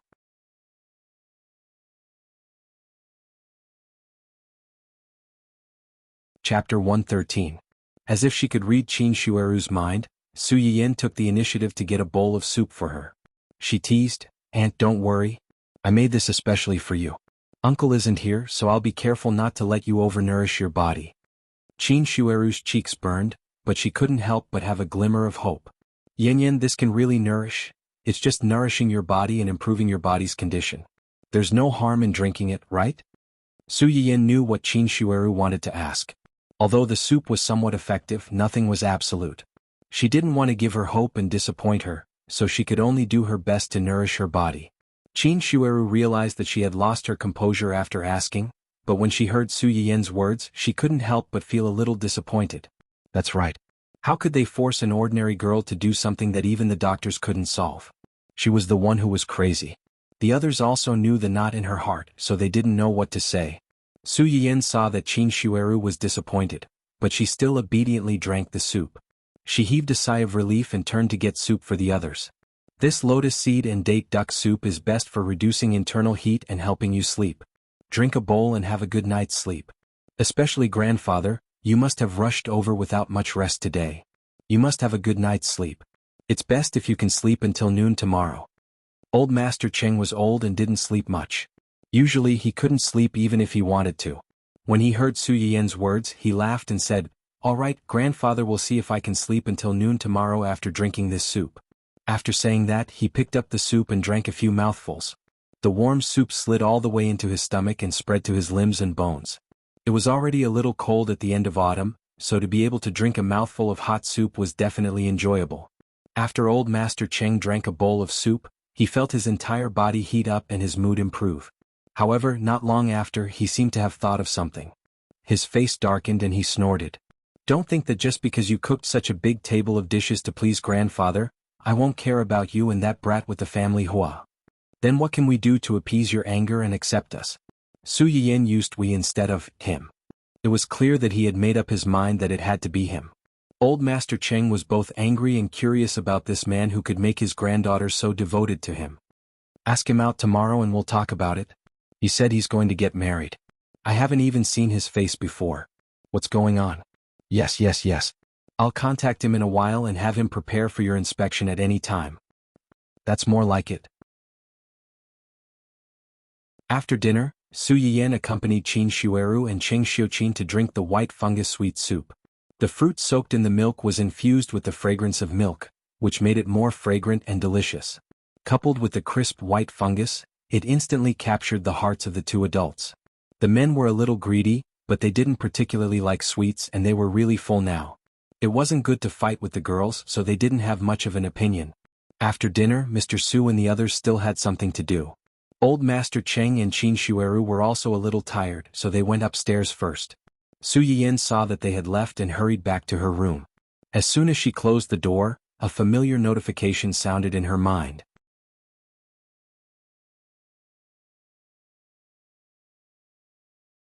Chapter 114.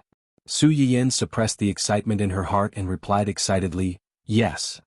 Congratulations to the host for reaching level 3. The upgrade package has been sent to the host's mailbox. Please check it. In addition, the progress bar for snatching the original female protagonist's Goldfinger has been added. Please continue to work hard and strive to obtain the fate of the world as soon as possible to change your destiny." Goldfinger progress bar? Su Yiyan was stunned for a moment. Only then did she realize that there was now a light green progress bar under the store panel that had been used to redeem seeds. And this progress bar was now at 5%? 5% means that I've already snatched more of the Goldfinger that originally belonged to Wen Jingping? Yes. However, she had not seen Wen Jingping in person since her rebirth. Is it because of my live stream? Su Yiyan's eyes flashed slightly. Sure enough, choosing to live stream on the same platform as Wen Jingping was the right choice. Live streams are part of the reason. Only part of the reason? Does that mean there are other reasons? Su Yiyan narrowed her eyes. Could it be because of Wu Xiaofeng? The fate of the male and female protagonists is mutual. If something happens to the male protagonist, the female protagonist will also be affected. The system has detected that the male protagonist's favorability towards the female protagonist has decreased due to his injury. The male protagonist's family's favorability towards the female protagonist is also decreasing. This news surprised Su Yiyan. Wu Xiaofeng had been beaten up by her.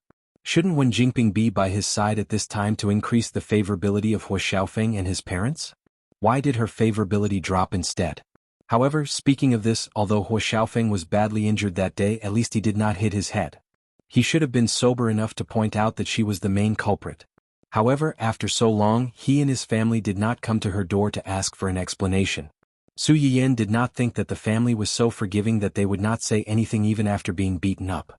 The only possibility was that he had been stopped by someone. There was no doubt as to who this person was. Su Yiyan pursed her lips. She wanted to find a way to treat Huo Qinhuan's leg as soon as possible. She couldn't care less about the progress bar. She couldn't wait to open the familiar upgrade gift pack. Su Yiyan stared at the spinning circle and subconsciously held her breath. She was afraid that the thing inside would disappear in the blink of an eye. Finally, there was a burst of light, and the system prompt sounded in his ears. Congratulations, host, for obtaining the Encyclopedia of Acupuncture and Moxibustion. It comes with a complete set of acupuncture needles from ancient Earth. It has been sent to your mailbox. Acupuncture.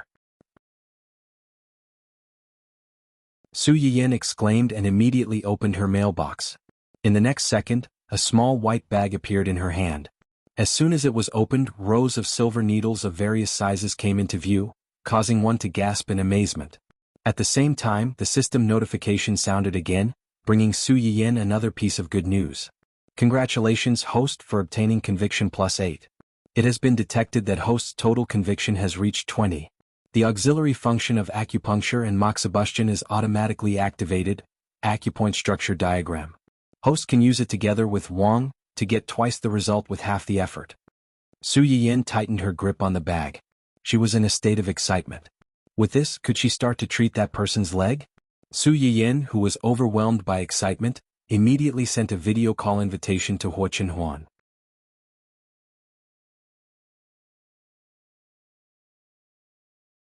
Chapter 115. Huo Qinhuan was quite happy to receive Su Yiyan's video call invitation, but when he heard her crying, his face sank. What's wrong? Who bullied you? Then he remembered that Su Yiyan had said that she wanted to go home to see her grandfather before they parted ways. Huo Qinhuan's heart couldn't help but skip a beat. He probed, "Did your grandfather say something to you? Because of me?" No. When Su Yiyan saw that Huo Qinhuan had misunderstood, she hurriedly shook her head. My grandfather isn't as strict as you think. He just said that he wanted to find time to meet you. I'm fine. I'm just a little agitated. Agitated? Su Yiyan opened her mouth wanting to say something but suddenly stopped. She took a deep breath and said cheerfully, yes. Although I was mentally prepared before this, I knew that even if they didn't agree to our relationship, they would definitely persist until the end. But when I saw that they understood me unconditionally and supported me, I realized that I didn't care as much as I thought. Especially my grandfather. When I was young, my parents didn't have time to take care of me. Grandfather practically raised me single-handedly. Now that I can get his understanding and support, I feel a lot more relaxed. I'm very happy. Su Yiyan's words weren't false, but Huo Qinhuan still felt that there was something fishy about it. However, he didn't harp on it and insist on getting to the bottom of it. Just like when he learned from Su Yiyan's father that she already knew that he had liked her for many years. Even though he was extremely curious about how Su Yiyan knew this, he still forced himself to remain silent. He didn't want Su Yiyan to think that he was too overbearing, too autocratic, and didn't want to give her any privacy. They're very good to you. It's normal for you to care about what they think. Huo Qinhuan paused. I'm sorry. I've made things difficult for you. What nonsense are you saying? This is my choice. Besides, what's there to make things difficult for? I don't think choosing you is a difficult thing for me. Do you have so little confidence in yourself? Huo Qinhuan stared into Su Yiyan's eyes without saying a word. Su Yiyan, on the other hand, read a lot of things from it. She subconsciously said the words that were hidden in her heart. Qinhuan, if there is a way to cure your leg, do you mind? What? Huo Qinhuan's focus was obviously a little off. He faintly stared at Su Yiyan and said word by word, do you mind my leg being like this? Su Yiyan was stunned. She felt helpless and distressed. I don't mind.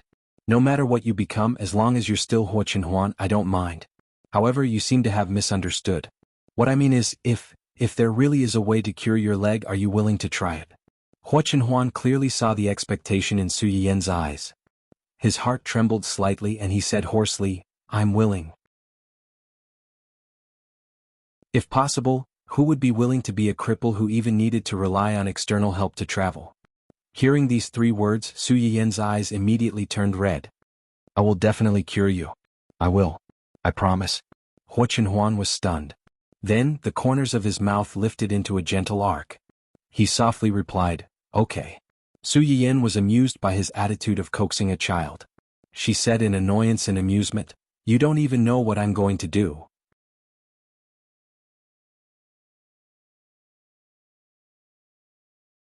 Chapter 116. Su Yiyin understood what he was implying. Instead of being comforted, she became angrier. How dare he look down on her? After she cured him, she would definitely take revenge on him for looking down on her and doubting her today. Hua Chenhuan had no idea that his stingy fiancée had already marked him down.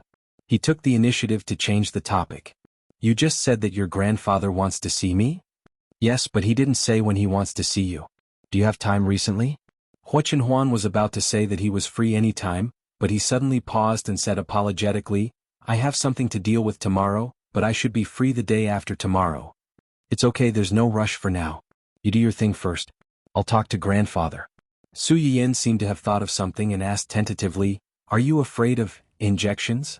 Injections? Hua Chenhuan was a little confused. Yes. Su Yiyin tried to gesture with her hand. It's about this long and it's about this long. Hua Chenhuan was silent for a while after reading it. He said with some difficulty, I'm not afraid. Su Yiyin? Your expression doesn't say that. No, you're a mature man in your 20s, but you're actually like a child. Afraid of injections? Su Yiyin really misunderstood this matter. Hua Chenhuan wasn't afraid of injections, but he was afraid of the needle she was gesturing. It was such a long needle, wouldn't it kill him?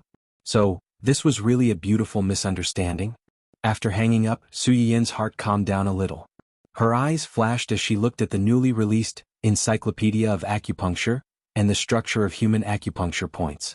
Although she really wanted to start treating Hua Chenhuan right away, his leg needed to be accompanied by medicinal cuisine, medicinal baths, acupuncture, and even massage.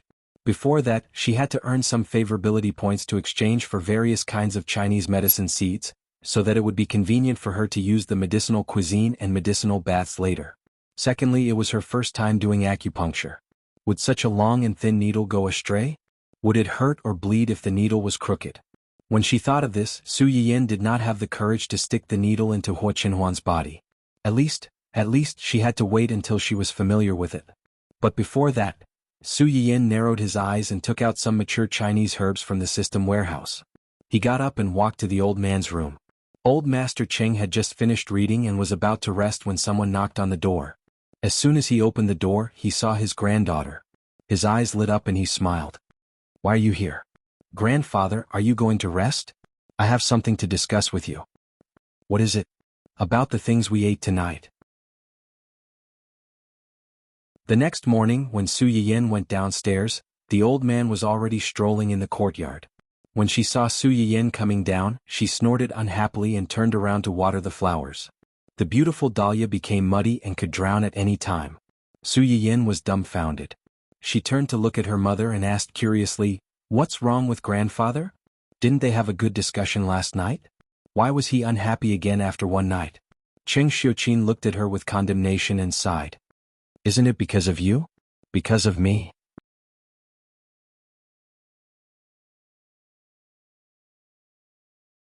Chapter 117.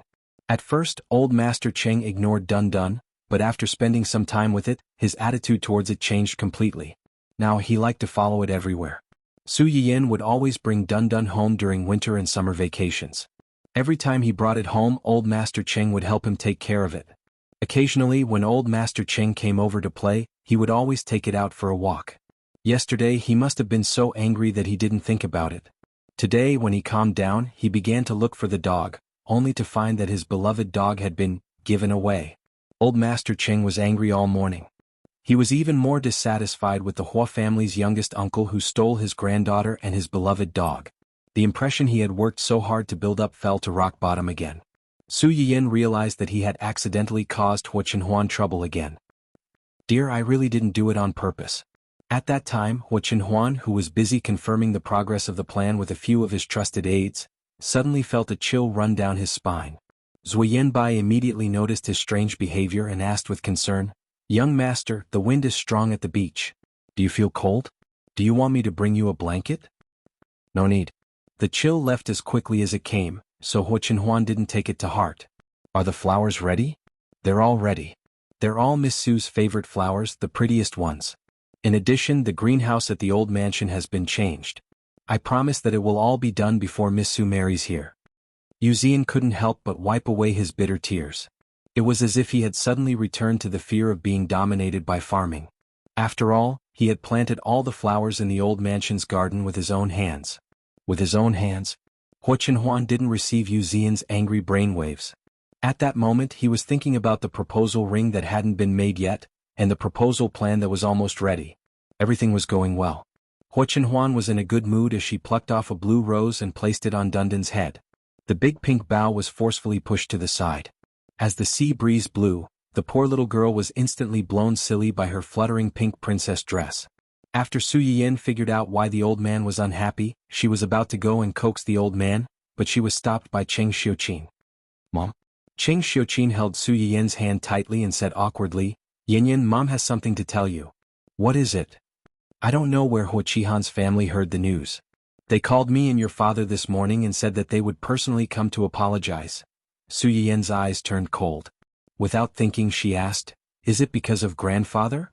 Cheng Xiuqin was shocked. "How did you know?" When the Su family and the Hua family decided to unite by marriage, the Su family's conditions were actually slightly worse than the Hua family's. However, Hua Qihan's family was far more enthusiastic about this marriage than the Su family. The key to this was Cheng Xiuqin's family. Cheng Xiuqin's family was originally an aristocratic and scholarly family. Although they weren't as rich as the wealthy businessmen, they were far more sophisticated than ordinary families. This was especially true for Old Master Cheng's generation. Old Master Cheng and Old Madam Cheng were both academicians in the Research Institute and belonged to different departments.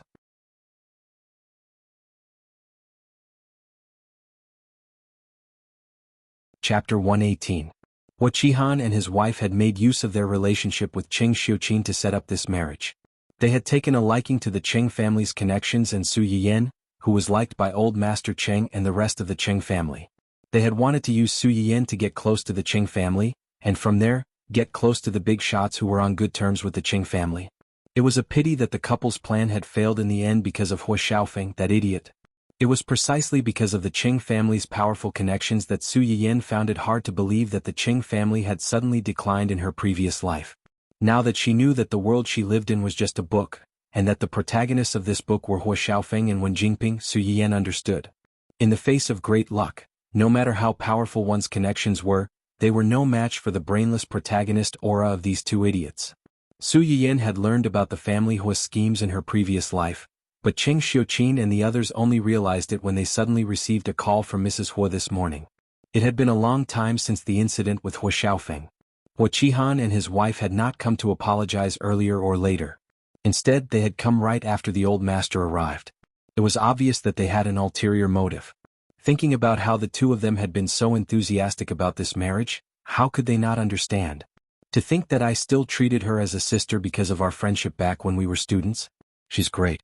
She followed her husband and son to scheme against my daughter and my family. Cheng Xiuqin's face was as black as the bottom of a pot. After her anger subsided, she felt a little relieved. Fortunately, you didn't marry Hua Xiaofeng. Fortunately, Hua Xiaofeng had dropped the ball before they got married. Otherwise, Su Yiyan would have been used as a raft when she got married. With Hua Xiaofeng's character, it was only a matter of time before he had an affair. Perhaps the family Hua couple would help him cover it up. After all, based on their behavior, it was very likely that they would do such a thing. The more Cheng Xiuqin thought about it, the more frightened he became. He was even more wary of Hua Chenhuan. Family Hua's youngest uncle is also a member of the family Hua. Could it be? No. Before Cheng Xiuqin could finish, Su Yiyan interrupted her. He won't. That's good, that's good. Cheng Xiuqin was not against the other party interacting with her family. In her opinion, it was normal for relatives to help each other. She simply hated this kind of approach with a motive. Since Su Yiyan was so certain, she could only choose to believe in her daughter's judgment. No matter what, it was better than her, a fool who had almost let a wolf into the house. They called and said that they wanted to visit. How did you reply to them? How else could I reply? Cheng Xiuqin snorted coldly. Just say that we appreciate their kindness and don't need to come over. Otherwise, we'll be annoyed when we see them. Su Yiyan laughed. That's very direct. They must be mad, right? So what if they're mad? They've already shed all pretense of cordiality. If they really go mad because of this, I'll immediately ask your brother to buy a truck full of firecrackers and set them off for 3 days and 3 nights to celebrate. I'm afraid that they're too thick-skinned. After they're done being angry, they'll have the cheek to come uninvited. Cheng Xiuqing's expression changed slightly. Don't say that. It's really possible. No, I'll ask your father to borrow a few hunting dogs from his friend. If they dare to come, I'll let the dogs bite them. I guarantee that they'll regret coming.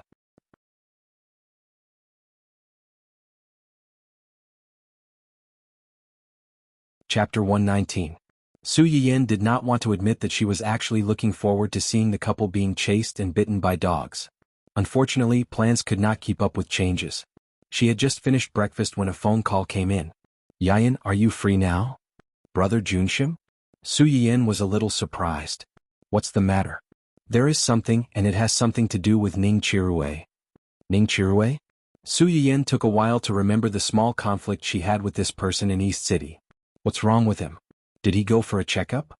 Yes, he went for a checkup yesterday. The results came out and said that there is indeed a problem with his body, and it is not a small problem. Yiyan, you are amazing. It turned out that after Su Yiyan had reminded him of Ning Chirue's identity that day, Xia Junxing had been a little uneasy. After hesitating for a few days, he finally could not help but want to take Ning Chirue to the hospital for a checkup. He did not expect that someone would be one step ahead of him. Ning Chirue's agent was also anxious after that day. In the end, he decided to give Ning Chirue half a day's time and dragged him to the hospital for a full-body checkup. As a result, the checkup found a big problem. Ning Chirue was stunned when he held the test report.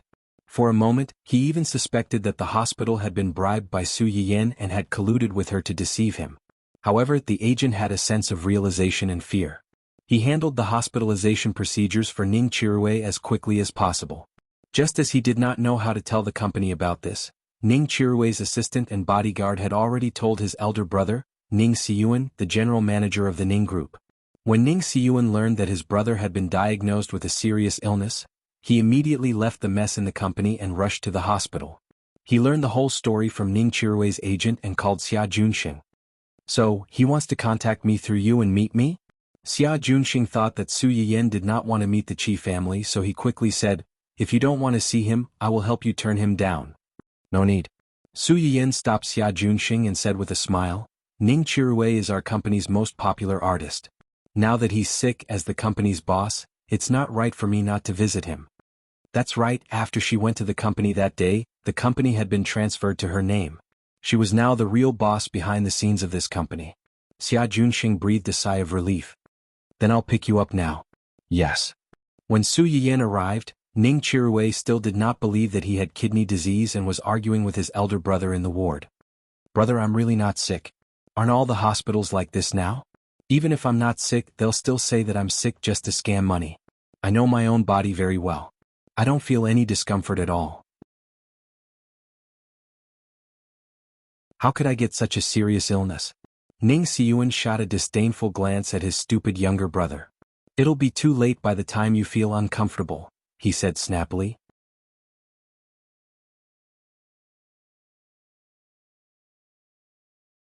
Chapter 120. Ning Siyuan was so angry that he laughed. You're already so old, yet you're still snitching to mom and dad. No wonder people keep telling me that you're still breastfeeding. Ning Chirue's face darkened. Who said that? I'm going to beat him up. You're so skinny? Save it. It's good enough that you didn't come crying to me after being beaten up. Brother? Are you my real brother or not? Of course I'm your brother. It's because I'm your brother that I can't just stand by and watch you get into trouble. There's no room for discussion. Go home after you're cured, or I'll tell mom and dad now and ask them to come to the hospital to accompany you. You have two choices. Choose. Ning Chirue choked. Although he said that he would tell his parents, he did not dare to tell them about it. What if this was true? He didn't dare to imagine how sad his parents who loved him would be. Ning Siyuan felt sorry for his brother when he saw him like this. He sighed and said, Are you too scared or do you not want to believe the Miss Su who warned you? Brother, you know about it? Ning Chirue was shocked. So it's the latter? You're hostile to Miss Su? Do you have a grudge against her? Ning Siyuan frowned. He arranged for the assistant and bodyguard to follow his brother for two reasons.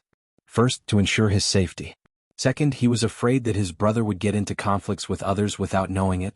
Before this, he did not hear from the assistant that his brother had any substantial grudge against Miss Su. When Ning Chirue heard this, he suddenly felt a little guilty.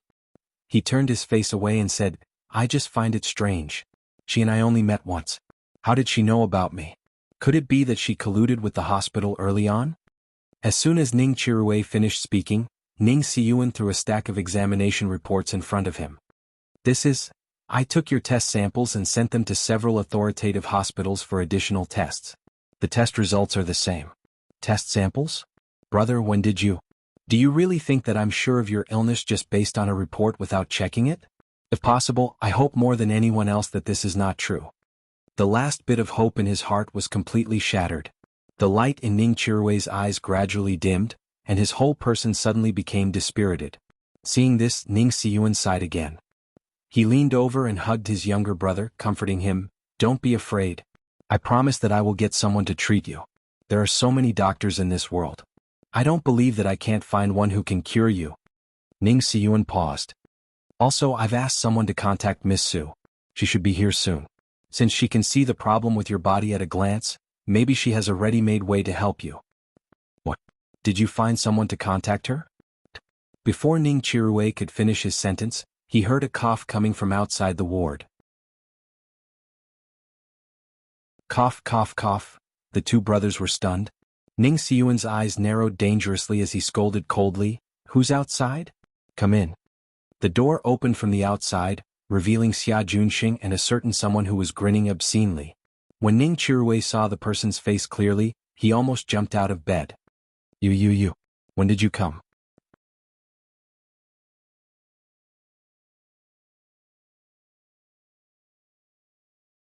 Chapter 121. Su Yiyan did not have a good impression of the eldest son of the Ning family, but he did not have a bad impression of him either. Although this person looked serious, he was actually very fond of his younger brother. In the previous life, after Ning Chirui's death, he had helped Wen Jingping several times because of his younger brother's last words and his mother's pleas. Even his friends and subordinates suspected that he was treating Wen Jingping differently because he had taken a fancy to her. Later on, Huo Chenhuan asked him this question when they bumped into each other on the road. Su Yiyan was beside Huo Chenhuan at that time and clearly heard him say, She was the only person Chirui could not let go of before he passed away. If she died, my mother's only hope would be gone. I can't take this risk. I'm even more afraid that I won't be able to face Chirui when I'm in the afterlife. In short, he was not interested in Wen Jingping at all. It was only because his younger brother did not want his mother to lose her emotional support that he had no choice but to protect this ordinary woman. When Huo Xiaofeng and Wen Jingping bit the hand that fed them and tried to take over the Qi family's assets, Ning Siyuan was not oblivious. He tried to resist. However, just like Su Yiyan in the previous life, Huo Xiaofeng was not even one-tenth of Ning Siyuan's ability. If the two of them really fought, there was almost no doubt who would win. However, Huo Xiaofeng had the halo of a protagonist, so all his talents and abilities had to be put aside. He was just about to make a move on the Ning family when Ning Siyuan met with an accident. Once Ning Siyuan fell, the Ning family quickly fell into chaos. Huo Xiaofeng took advantage of the situation without any effort. They who were used as stepping stones were the ones who suffered the most. Thinking of this, Su Yiyan felt pity for the person in front of him. They were in the same boat. Ning Siyuan saw that Su Yiyan had revealed his identity as soon as they met. His eyes flashed, but he did not say anything in the end. On the other hand, when Ning Chirui heard that Su Yiyan had been standing outside the door for a while, he realized that the person in question had overheard everything he had just said to his brother. He was furious. Why didn't you say anything when you came? Don't you know that eavesdropping on other people's conversations is impolite and immoral? Chirui. Ning Siyuan scolded Ning Chirui in disapproval. Ning Chirui was still a little afraid of his brother, so he shut his mouth in embarrassment. However, his eyes were still glaring angrily at Su Yiyan. He looked like a bloated pufferfish. Su Yiyan was amused by his sullen look of being angry but not daring to speak. Second young Master Qi is right. It is indeed impolite to eavesdrop on other people's conversations. It's just that when we arrived we happened to hear the two of you talking about me. Moreover, second young master was rather agitated at that time. If we rashly barged in at this time, I'm afraid that it would only worsen the situation. So, we decided to stand guard outside the door. When Su Yiyan said these words, he glanced at Ning Chirui teasingly, as if to say that it was impolite for them to eavesdrop on other people's conversations. Was it polite for them to talk behind people's backs? Ning Chirui's face turned red. He opened his mouth to refute, but he found that he could not say anything. Su Yiyan was right. He had indeed lost control of his emotions just now. If Su Yiyan and Ning Qiruwei had suddenly appeared at that time, Ning Qiruwei would not have been kind to them. He might even have said something hurtful in a fit of anger. Now, although he was still hostile to Su Yiyan, he had to admit that what Su Yiyan said that day was true.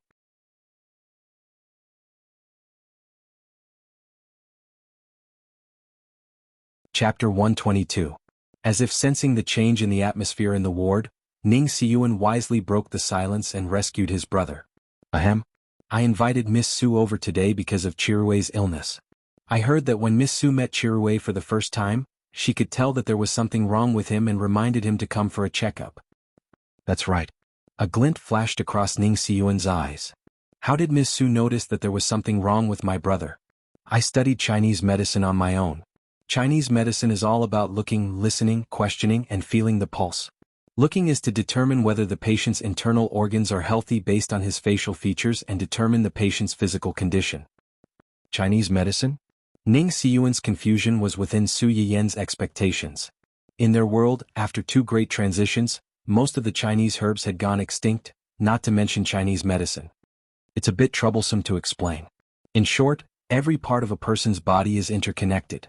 Once there is an internal problem, it will inevitably surface. Maybe you don't feel any discomfort at first, but in the eyes of an expert, your appearance has already warned you of your physical condition. Ning Siyuan understood most of it. He frowned and asked suspiciously, Miss Su, do you mean that you can tell the internal disease from the external appearance? Yes. Then Miss Su, can you help me check if there is anything wrong with my body? Su Yiyan knew that he was testing her, and the corners of her lips curled up slightly. She smiled faintly and said, Young Master Ning's breathing is more rapid and long than the average person's. It should be the asthma that came from his mother's womb. As soon as Su Yiyan said that, everyone's expression changed, especially Ning Qiruwei. No one knew better than him that his elder brother was born with asthma. Although the disease was not fatal, it could only be alleviated and was difficult to cure. When it flared up occasionally, it was very distressing. Compared to him, Ning Siyuan was much calmer. Although not many people knew about his asthma, it was not a secret. It did not mean anything that Su Yiyan could say. Su Yiyan was also aware of this, so he continued, Other than that, your stomach isn't very good either. You should be having frequent stomach pains recently, right? Ning Siyuan narrowed his eyes and finally looked at the person in front of him. Brother, your stomach is really... After this incident, Ning Qiruwei was really scared. He looked at Su Yiyan pitifully and said anxiously, Is my brother's stomach a big problem? Do you need to check it too? Su Yiyan burst into laughter. Ning Qiruwei was stunned and his face turned red. A few days ago, Ning Qiruwei was still questioning her in a strange manner. How long had it been since their positions were completely reversed? Ning Qiruwei felt his face hurt a little. After Su Yiyan laughed, he didn't make things difficult for him. He said truthfully, It's nothing serious for the time being.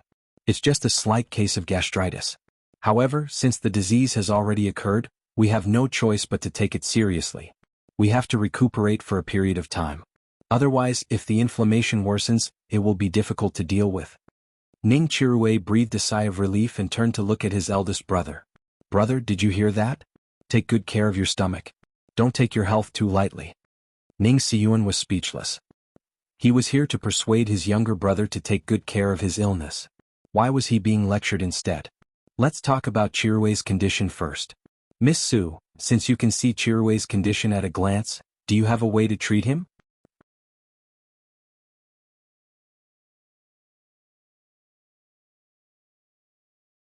Chapter 123. Although she thought so, she did not show it on her face.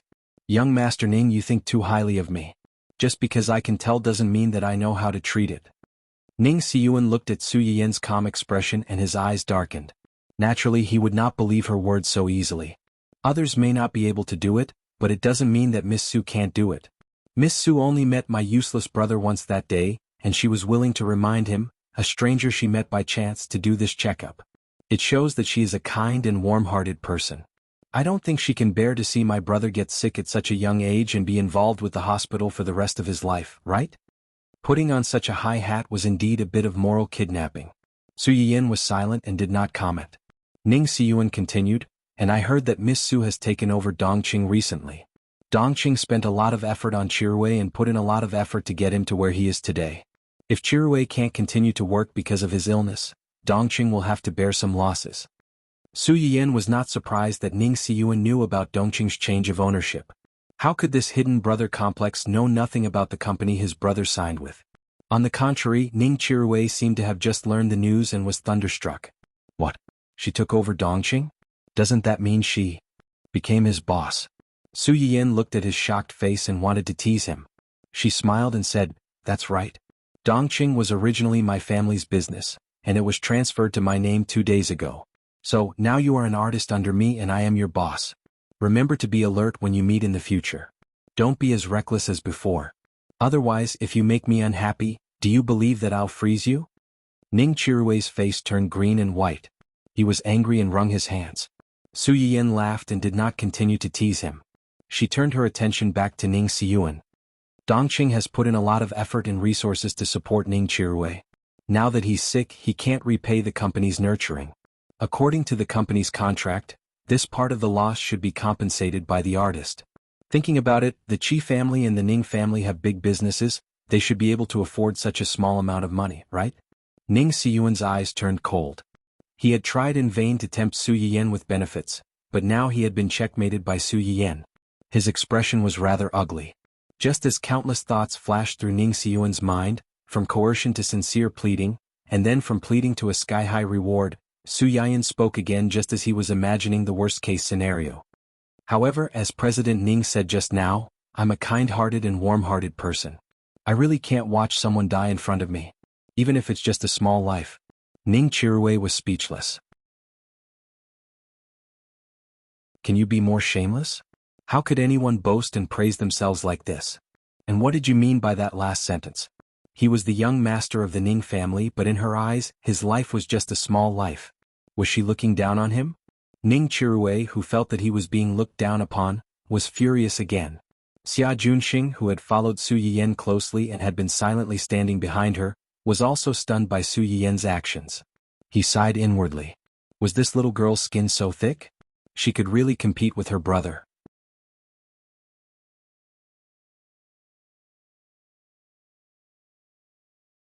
Chapter 124. Ning Siyuan did not care about that. His emotions were like a roller coaster that went up and down, and he was unsettled. Miss Su, do you mean that he can be cured? Su Yiyan did not comment. She picked up the test results beside the bed and glanced at them. She knew why Ning Siyuan was so anxious. Even with her reminder, Ning Chirui's kidney disease was still the same as in her previous life. It began to flare up and deteriorate. The deterioration was usually rapid and irreversible. The final conclusion of the test results was that the patient should be hospitalized as soon as possible and cooperate with the doctor to control the disease and prevent it from worsening. However, it was only control. No one could guarantee that he could be cured. The longer the disease was delayed, the more serious it would be and the harder it would be to control it. Ning Siyuan saw the change in Su Yiyan's expression and his heart skipped a beat. He was afraid that something unexpected would happen. Miss Su, I can try, but I have a condition. Miss Su, please tell me. Ning Siyuan's eyes flashed. He thought that Su Yiyan would ask for an exorbitant price, but, during the treatment process the patient needs to cooperate with me 100%. No matter what treatment plan I come up with, he can't have any objections. In addition, you and your family can't interfere with my treatment process. That's all? That's all. Su Yiyan was too lazy to beat around the bush. I'll try if I can do it. If I can't, then forget it. I won't force you. Wait. Ning Siyuan was decisive. When he saw that Su Yiyan was about to leave, he quickly said, I can agree to your conditions. Brother. Shut up. The patient has no right to speak. Ning Chirui was speechless. Did he have to be so authoritarian? What was wrong with the patient? The patient was human too. I can agree to all the conditions that Miss Su just mentioned, but Miss Su, you have to let me know first, right? As long as we agree to your conditions, can you guarantee that you can cure my brother? President Ning, you think too highly of me. Even the best doctor in the world can't make such a promise to the patient. Ning Siyuan's face darkened. Are you kidding me? Su Yiyan met his gaze without a trace of fear. I just said I'll try. From her point of view, helping Ning Chirui was a risky endeavor. She was not foolish enough to boast to Ning Siyuan at this point in time. It would be a strenuous and unrewarding task for her. The two of them stared at each other in silence for a long time. In the end, it was Ning Siyuan who broke the silence. Even if there's no guarantee that I'll be cured, Miss Su must have some expectations in her heart. May I ask how confident Miss Su is? Su Yiyen's eyes flashed and gave a more conservative estimate, 60%.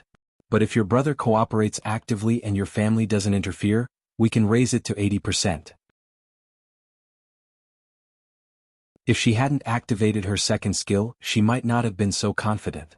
Now that she had activated her second skill, she was much more confident. Ning Siyuan heaved a sigh of relief. To him, this number was already considered very high. It was at least 2 or 3 times higher than the number given by the hospital. Okay, I agree to your request. As long as you can cure my brother, you'll be the benefactor of the Ning and Qi families. Chirue's condition is more urgent. The longer we delay, the more dangerous it will be. When do you think?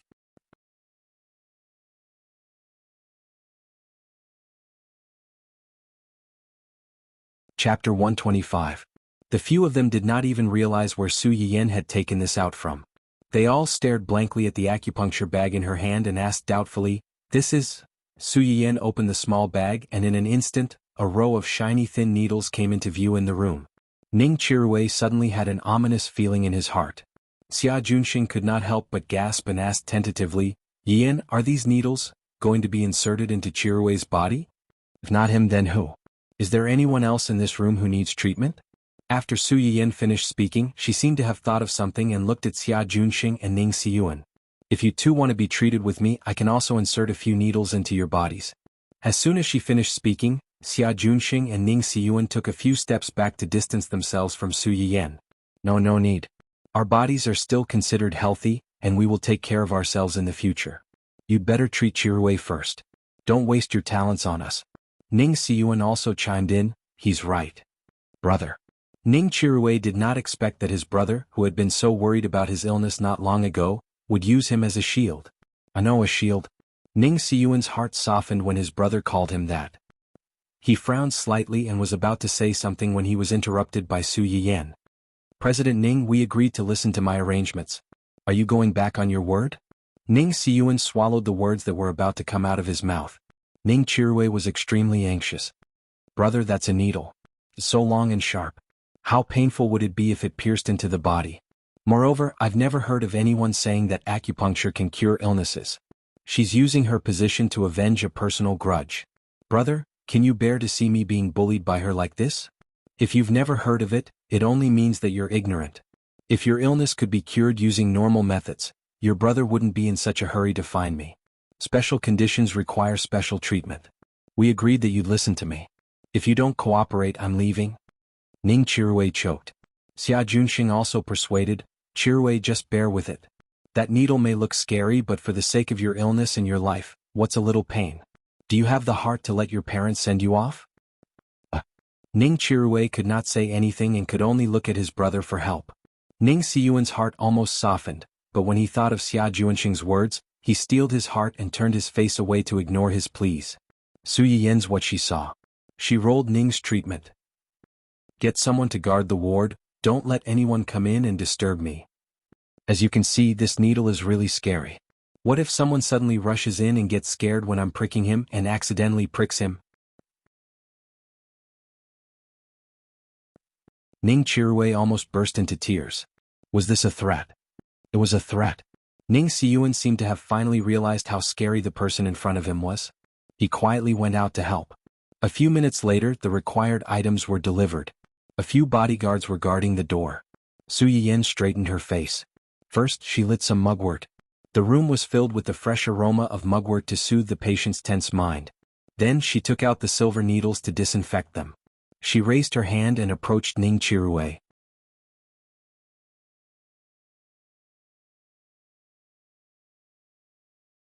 Chapter 126. Ning Siyuan and Xia Yanyan were shocked. They looked in the direction of the sound with their pale faces, only to see the inch-long needle hanging in front of his chest. It did not even break his skin. The two of them? It was not just the two of them. Su Yiyen was so shocked that her hand trembled. She took a closer look and realized that she had not stabbed him at all. Su Yiyen frowned. She looked at the spot and was about to stab him when she let out another long scream. The three people in the room? Close, scream, close again, scream again. After a few times Su Yiyan felt that she was going deaf. Finally, she could not take it anymore and slammed the table beside her. What are you screaming for? The needle didn't even go in. What are you screaming for? Even girls don't scream as loudly as you do when they get injections. You're a big man, aren't you? Are you trying to raise your voice in front of a big boss like me so that you can recommend yourself and develop a side career? When Xia Junxing heard Su Yiyan's words, his eyelids twitched. He reminded her, Yiyan Chirui came from a talent show. Singing is his main job, not his side career. Su Yiyan was so angry that she laughed. Main job? No wonder he screamed so loudly. If I didn't know better, I would have thought that he was singing a folk song. After being scolded by Su Yiyan, Ning Chirui lost all his previous arrogance. He shrunk his neck like a little wife and said fearfully, I'm scared. Now you're scared? Weren't you quite capable before? I'm warning you, this is the last time. If I hear you scream again, I'll turn you into a hedgehog and let you scream to your heart's content. Ning Chirui was so scared that he burped and looked at Su Yiyan with red eyes. This woman was not human at all. She was a demon. Su Yiyan was also troubled by his behavior. Forget it. Both of you come over and help me hold him down. Don't let him move. Ning Siyuan and Xia Junxing wanted to stay as far away from Ning Chirui as possible, but they were called out. They looked at each other, and although they were reluctant, they still went forward and held Ning Chirui down. Ning Chirui wanted to cry but had no tears. He felt like he was a fish on a chopping board, and Su Yiyan was the murderer with a kitchen knife who was about to cut him into pieces. When Su Yiyan saw that he finally stopped making a fuss, she breathed a sigh of relief. She focused her attention on the acupuncture point where she was about to insert the needle, and probed forward slightly. When Ning Chirui saw the tip of the needle approaching, he opened his mouth to scream, but his eldest brother covered his mouth first. He could only watch as Su Yiyan pierced the needle into his own flesh. It wasn't painful, but there was a strange feeling that made his hair stand on end. Ning Siyuan and the other man heaved a huge sigh of relief when they saw that the needle had finally penetrated the skin. Before he could rejoice, he saw a small stream of blood suddenly fly out from the place where the needle pierced. Although it was said to be a small amount, it was actually only 2 or 3 small drops of blood. However, it still brought a great deal of trauma to the people present. The atmosphere in the ward was a little awkward for a moment. Ning Chirui's face was pale, and he looked miserable as if he was about to die. Su Yiyan also realized that she seemed to have missed the needle by a little. She laughed awkwardly and said, Ahem, I haven't practiced for too long, so I'm a little rusty. It's not a big problem, it's not a big problem. The 3 people in the room were speechless. How was this not a big problem?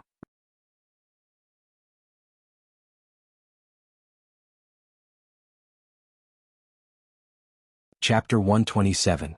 After a moment of chaos, Su Yiyan finally managed to insert the needles into the fixed acupuncture points. After that, it was another round of torture. At first, Ning Chirui was still grumbling and refusing to comply. Later, he realized that he was already isolated and helpless in this matter. No matter how much he struggled, he could not escape from Su Yiyan's clutches. He gave up on himself and closed his eyes. Out of sight, out of mind. After a few accidents, Su Yiyan's needles became more and more stable. In the end, he basically did not feel any pain, and there were no more blunders like at the beginning. The faint aroma of mugwort drifted in the room. It was very calming and sleepy. When Su Yiyan removed the needles from Ning Chirui's back, the guy had already fallen asleep. However, the corners of his eyes were still slightly red, and his expression was innocent with a hint of grievance. He looked like, ahem, as if he had been viciously F***ed. It was not wrong to say that he had been F***ed. After all, Su Yiyan had indeed inserted a lot of needles into him. The 2 onlookers had goosebumps. Ning Siyuan, who had been by the side, saw that Su Yiyan had finished inserting the needles. He anxiously stepped forward and asked in a low voice, "That's it?"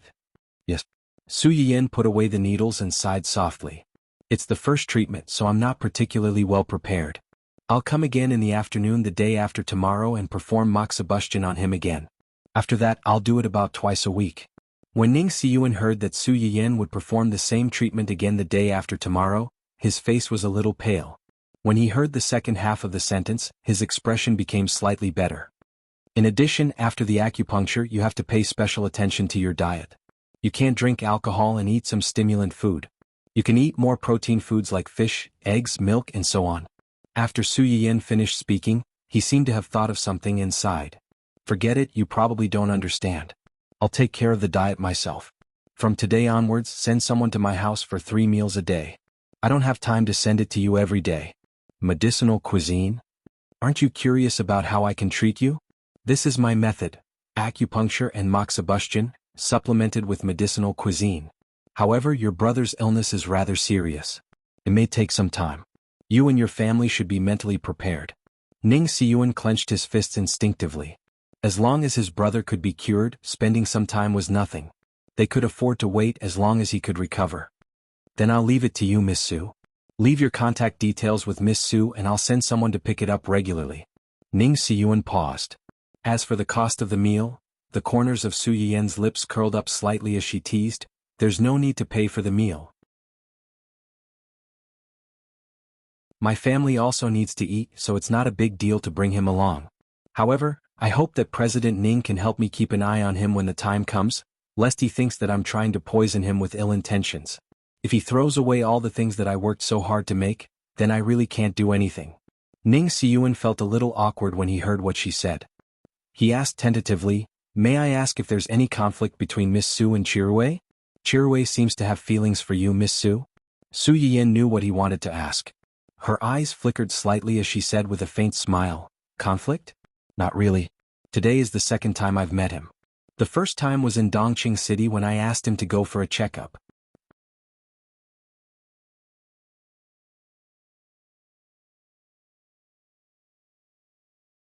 Chapter 128. Ning Siyuan thought he had figured out the truth but was interrupted by Su Yiyen with a smile. That's not entirely true. Isn't it? Your brother's hostility toward me didn't start after I said those words to him, but before. To be more precise, it was when I hadn't even spoken to him yet. Just by hearing Brother Junxing mention my name, he already showed hostility towards me. Brother Junxing can testify to that. Xia Junxing frowned when he heard Su Yiyen mention him. He stepped forward and said, that's right. I wanted to introduce them to each other at that time, but Chirui's expression changed when he heard Su Yiyen's name. Miss Su, are you suspecting that someone deliberately sowed discord in front of Chirui? Ning Siyuan didn't think they were lying. According to the assistant's description, Su Yiyen and Xia Junxing were not the only people present that day. Ning Chirui's manager was also present. Even if he didn't ask his brother about the situation that day, he could ask his manager. I don't know about that. President Ning, you can ask your brother if you really want to know. If there's nothing else, I'll go back first. Contact me if there's anything else. Su Yiyen had done everything she could, so Ning Siyuan had no reason to keep her. After a long time, Su Yiyen was a little tired. She sat in the car and let out a long sigh. When she looked up, she saw Xia Junxing's conflicted face. What's the matter? Why are you looking at me like that? Can you really cure Chirui's illness by poking him like that? What else can I do? Could it be that you also think that I'm abusing my power to avenge a personal grudge and take revenge on him? Aren't you? Yes, Su Yiyen admitted readily. Xia Junxing's expression changed slightly. But it's indeed an effective way to save him. Xia Junxing breathed a sigh of relief and asked curiously, is it really effective? Are you afraid that if it's useless, the Ning family and the Qi family will come after me? Xia Junxing was exposed by her and looked embarrassed.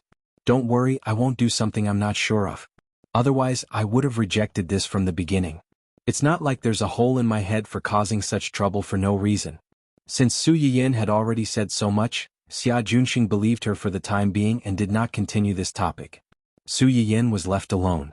She turned to look out of the car window, lost in thought. Indeed, she wasn't worried that Ning Siyuan would find trouble with her. According to the cautious temperament of the eldest son of the Ning family, after she left, he would definitely ask the hospital to give Ning Chirui a full body examination again. Facts spoke louder than words. No matter how much she said, it was not as intuitive as the test data. When he saw the results, he would know that what she said was true. At that time, he wouldn't even have enough time to thank him. How could he be so foolish as to personally extinguish his younger brother's only hope? Su Yiyen had thought about it a long time ago. The key to the Ning and Qi families becoming Wen Jingping's allies was Ning Chirui. The only way to break this deadlock was to cure Ning Chirui's illness. In this way, no matter what, she would still be Ning Chirui's savior. Even if Ning Chirui was brainwashed by Wen Jingping and was dead set on her, the Ning and Qi families would not target her in the future because of this kindness. On the other hand, they would still leave some leeway for Wen Jingping, who instigated Ning Qirui to be her enemy. She did not believe that with so many people in the Ning family, everyone was as blind as Ning Qirui. They could not see the true colors of the two people and were at their mercy.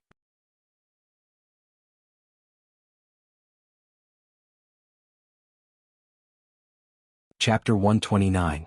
When Su Yiyan returned to the Su family, it was already afternoon. She had just sat down in her room when Huo Chenhuan sent her a video call. Su Yiyan's eyes lit up, and she picked it up immediately. The first thing she saw was a familiar dog's face. Dun Dun first circled the camera a few times, then finally pressed its butt under the camera and used its heart-shaped butt to fill the screen. Su Yiyan was speechless. Showing off its butt in public. How long had it been since they last met? Had this little guy become so flirtatious? Before Su Yiyan could admire her Zai's cute little butt up close, a hand reached over from the side and pulled the little troublemaker aside. Su Yiyan's eyes lit up and she called out happily, "Chenhuan?" Huo Chenhuan could tell that she was in a good mood. His eyes darkened and he replied softly, "Yes." Dun Dun, who had become yesterday's flower and was thrown aside, was speechless. Every time this happened, it missed its Huahua very much. "Don't you have something to do today? Is it done? Did you eat lunch on time? No matter how busy you are, you have to eat on time." Su Yiyan couldn't help nagging when she saw Huo Chenhuan. At the same time, she felt that the wedding was taking too long. If they could get married earlier, she could stay by his side all the time. She wouldn't have to worry about this and that just after being separated for a short period of time. Huo Chenhuan listened to Su Yiyan's nagging, and the depression in his heart slowly faded away. He responded good-naturedly. "It's done. I eat on time, but the food they make isn't as good as yours. Then I'll make it in the future. I'll get someone to send it to you." Su Yiyan wanted to send it herself, but there were 4 or 5 people at home watching her. If she went to send it every day, she would make Huo Chenhuan hate her. She had already helped him pull some strings with the old master this morning. Cough cough, Huo Chenhuan could also understand this. Her gaze, which was as cold as a knife not long ago, also softened a lot. After the two of them chatted for a while, Huo Chenhuan couldn't help but ask, "Where did you go today?" Su Yiyan was slightly startled and subconsciously answered, "I went to the hospital." "Hospital? I'm fine. It's just that there's something wrong with an artist in the company. I'm going over to take a look." Su Yiyan paused for a moment. She remembered that she still had to treat Huo Chenhuan later. She gritted her teeth and took the initiative to explain everything that had happened. In the end, he even emphasized the identities of Ning Qirui and Ning Xiyuan. He repeatedly assured that he had reluctantly decided to save Ning Qirui because he was worried that his company would be affected if something happened to Ning Qirui. After finally explaining the whole thing clearly, Su Yiyan subconsciously clenched her hands and anxiously waited for Huo Chenhuan's inquiry. She had thought that Huo Chenhuan would ask her why she suddenly wanted to take over Dongqing City. When did she start to learn these things? How did she learn? Who did she learn from? Why did she learn these things? Over and over again, she prepared a script in her heart for fear that she would accidentally give herself away and it would be difficult to justify herself. Unexpectedly, after listening to her explanation, Huo Chenhuan was silent for a long time and only said one sentence. "You said that you injected him with a few needles? Then did you touch him?"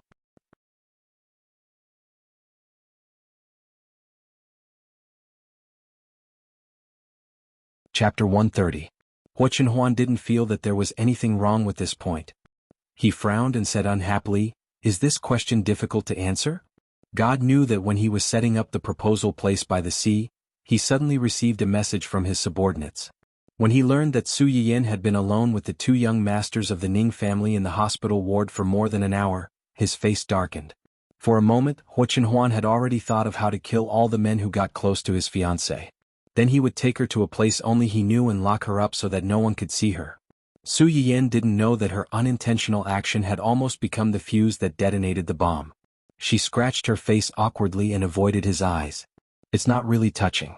I just touched." After all, she was a beginner. She had to carefully confirm the acupoints on the patient's body before she dared to insert the needle. What if the needle went astray if she didn't press it? She didn't want to experience a certain someone's demonic voice piercing her ears and flooding the Golden Mountain again. "I'm not very proficient in acupuncture. I can't find the acupoints if I don't press it. You don't know that I missed several times when I pricked him at the beginning." He cried miserably with snot and tears. Su Yiyan looked up at Hua Qinhuan and pursed her lips. If you don't like it, I won't touch him next time. Even if I have to do acupuncture, I'll ask someone to press it for me. Is that okay? This glance accurately pierced into the softest part of Hua Qinhuan's heart and easily dispersed the haze that shrouded his heart. The person in front of him could always accurately poke his weak spot before he was on the verge of losing control of his emotions and suppress the dark thoughts in his heart. It was true that there was always one thing to conquer another. Hua Qinhuan bent his fingers hard, revealing his pale knuckles, and then slowly loosened them. After repeating this several times, he asked in a hoarse voice, "Don't you think I'm overbearing?" "Overbearing? No." Su Yiyan stared into his eyes and said matter-of-factly, "As long as you don't like it, I won't do it. In my heart, nothing is more important than making you happy. Of course, if this is considered bossy, then I like it when you're bossy to me." At that moment, Hua Qinhuan seemed to have heard the most moving words of love in the world. The tips of his ears turned red uncontrollably, and his restless heart calmed down completely. "I'm not unhappy." Su Yiyan blinked and thought to herself, "Who are you trying to fool? When you asked that question just now, the fire in your eyes was about to spurt out. How is it that you're not unhappy?" When Hua Qinhuan met Su Yiyan's gaze, he looked bitter and compromised. "You can continue to treat him, but the condition is that I must be present." This was his bottom line. At that time, Ning Chirue, who was still lying in the hospital and sleeping soundly, suddenly trembled. His face was full of pain and no one knew what terrible nightmare he had. In Su Yiyan's eyes, Hua Qinhuan's request was nothing at all. "Sure, I'll tell you in advance the next time we go. I'll bring you to see how I stab him." If he saw more now and was mentally prepared, he would not be afraid when he was stabbed in the future. Hua Qinhuan, who was completely unaware of Su Yiyan's sinister intentions, nodded cooperatively. "Okay." Seeing that this extremely dangerous topic was finally over, Su Yiyan breathed a sigh of relief.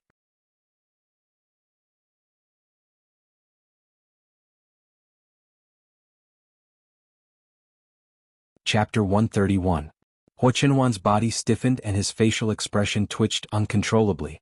Su Yiyan tilted his head and signaled with his eyes that he was listening.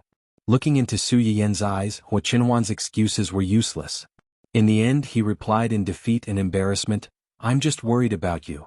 Su Yiyan looked at him for a while and suddenly smiled. "I know. Aren't you angry?" "Why should I be angry? I know you're worried about me, so you sent someone to follow me. You're afraid that if something happens to me, there will be no one by my side. This is a good thing. My fiancé cares about me so much and values me so much. If word gets out, I don't know how many girls will be jealous of me." Hua Qinhuan's eyes flickered slightly, and his originally tense knuckles gradually relaxed. "Besides, I'm not going out to do anything shameful. It's just one more person secretly protecting me. What's there to be angry about?" Su Yiyan couldn't help but smile. He joked, "If you're really worried that I'll be angry, then I'll give you a special privilege now." "Special privilege? What privilege?" "I'll allow you to send someone to follow me secretly and make sure that you know everything I do in time. Oh, of course, except for some small surprises that I want to give you. If you know about them in advance, then they won't be considered a surprise." Hua Qinhuan was stunned. Thinking of the surprises he prepared for Su Yiyan, if they were discovered by him in advance, it would indeed be a lot less fun. Su Yiyan said with regret, "Actually, I also want to find someone to keep an eye on you and report to me every day about you. For example, whether you eat on time, whether you rest well, whether you stay up late again."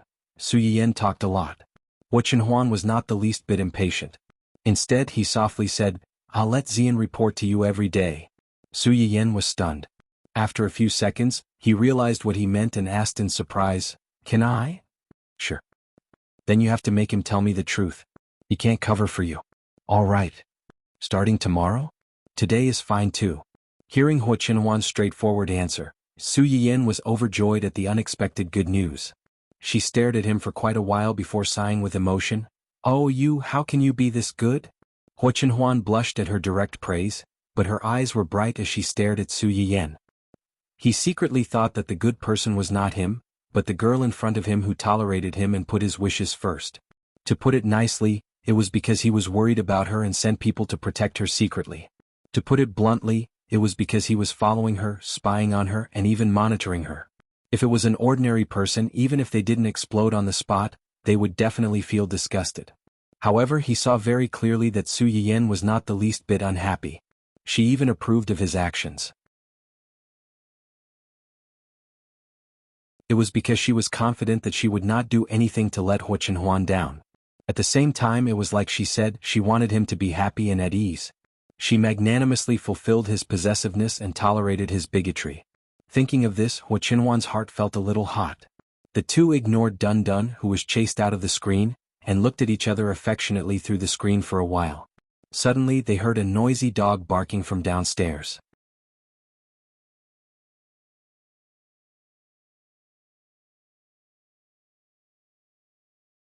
Chapter 132. Hua Chenhuan raised her eyebrows slightly, and Su Yiyan was also stunned for a moment. The one with the biggest reaction was Dun Dun, who had been sad and had been forced to be a third wheel. It stood up and stared at its owner on the screen with its dark eyes as if to ask, "I've only been away for a few days and you already have another dog?" Hua Chenhuan was also puzzled. "You have another dog?" Su Yiyan didn't react at first, but then she remembered that before she went out, her mother seemed to have told her father to ask for a few hounds from his friends. If Hua Qihan's family dared to come over, the dogs would bite them. Could it be, "It's not me, it's my mother"? She asked my father to borrow a few dogs from his friends this morning. Borrow dogs? Yes. As Su Yiyan spoke, she had already pulled open the curtains in the room. When she saw the two familiar figures at the door of her house, her eyes lit up. "Wait, I'll take you to see a good show." When Su Yiyan came down from upstairs, Qing Xiuqin was standing at the door. Her face was as cold as frost, and her chin was slightly raised. She looked at the two people opposite her with disdain, as if she had seen some dirty garbage that she couldn't stand. Beside her, Mr. Su was holding two dogs in each hand.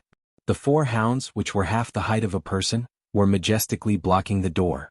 Coupled with their loud barks, it was really frightening. Su Yiyan wanted to go closer to watch the show, but she was stopped by someone. "Grandpa? Why are you here?" Old Master Cheng snorted coldly. "If I'm not here, where else can I be? Those two idiots outside rushed to our house so anxiously. Isn't it because of me? If I go out like this, won't I be giving them what they want?" Su Yiyan immediately understood. "So, my mother asked you to stay here and watch the show?" Old Master Cheng knocked his crutch on the ground and snorted, his face full of displeasure. Su Yiyan couldn't help but laugh. Her mother asked the old man to stay in the house.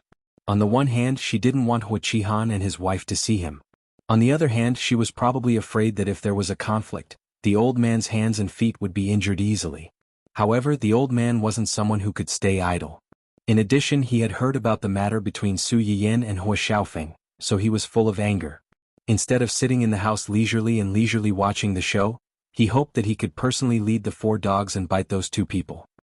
Hua Qihan and his wife had never thought that they would face such an awkward situation one day.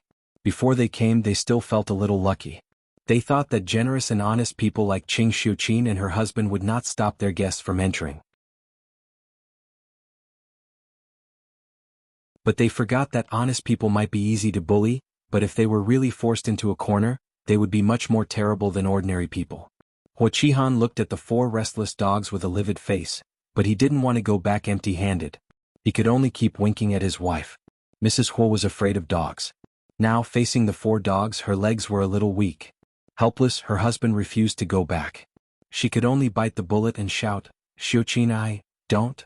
Before she finished speaking, Qing Xiuqin interrupted her impatiently. "I'm not familiar with you. You'd better call me Mrs. Su. Otherwise, people will think that our family Hua is a relative of yours."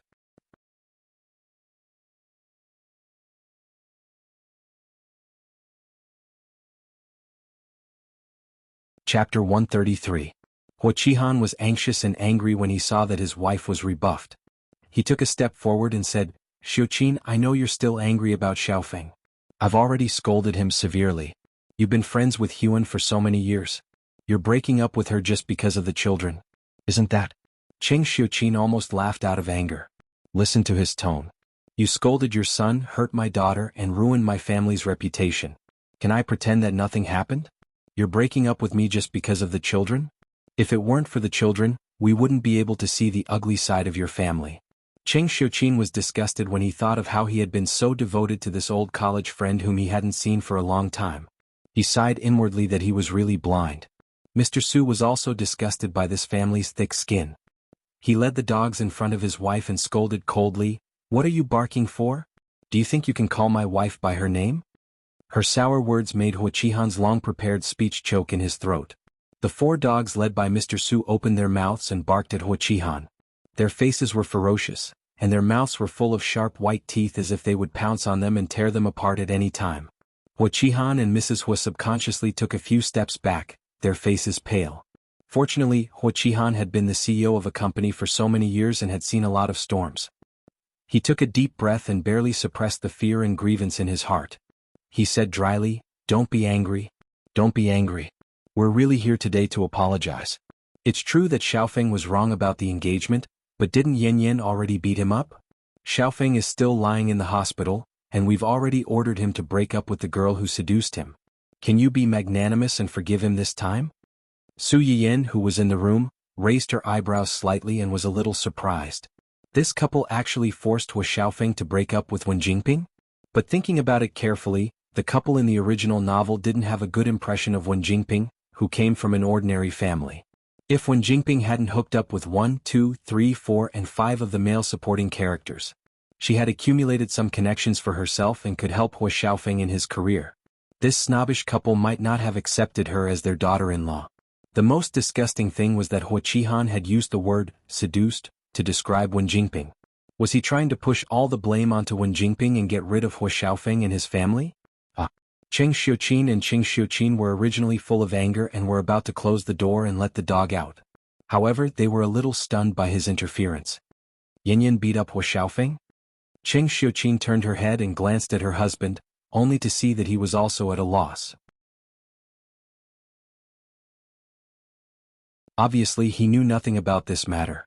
Huaqihan saw the changes in their expressions and knew that Su Yiyan hadn't told them about it. Yes, the two met 2 days ago and had a small conflict. Yan Yan beat up Xiaofeng. Xiaofeng is still lying in the hospital and can't get out of bed.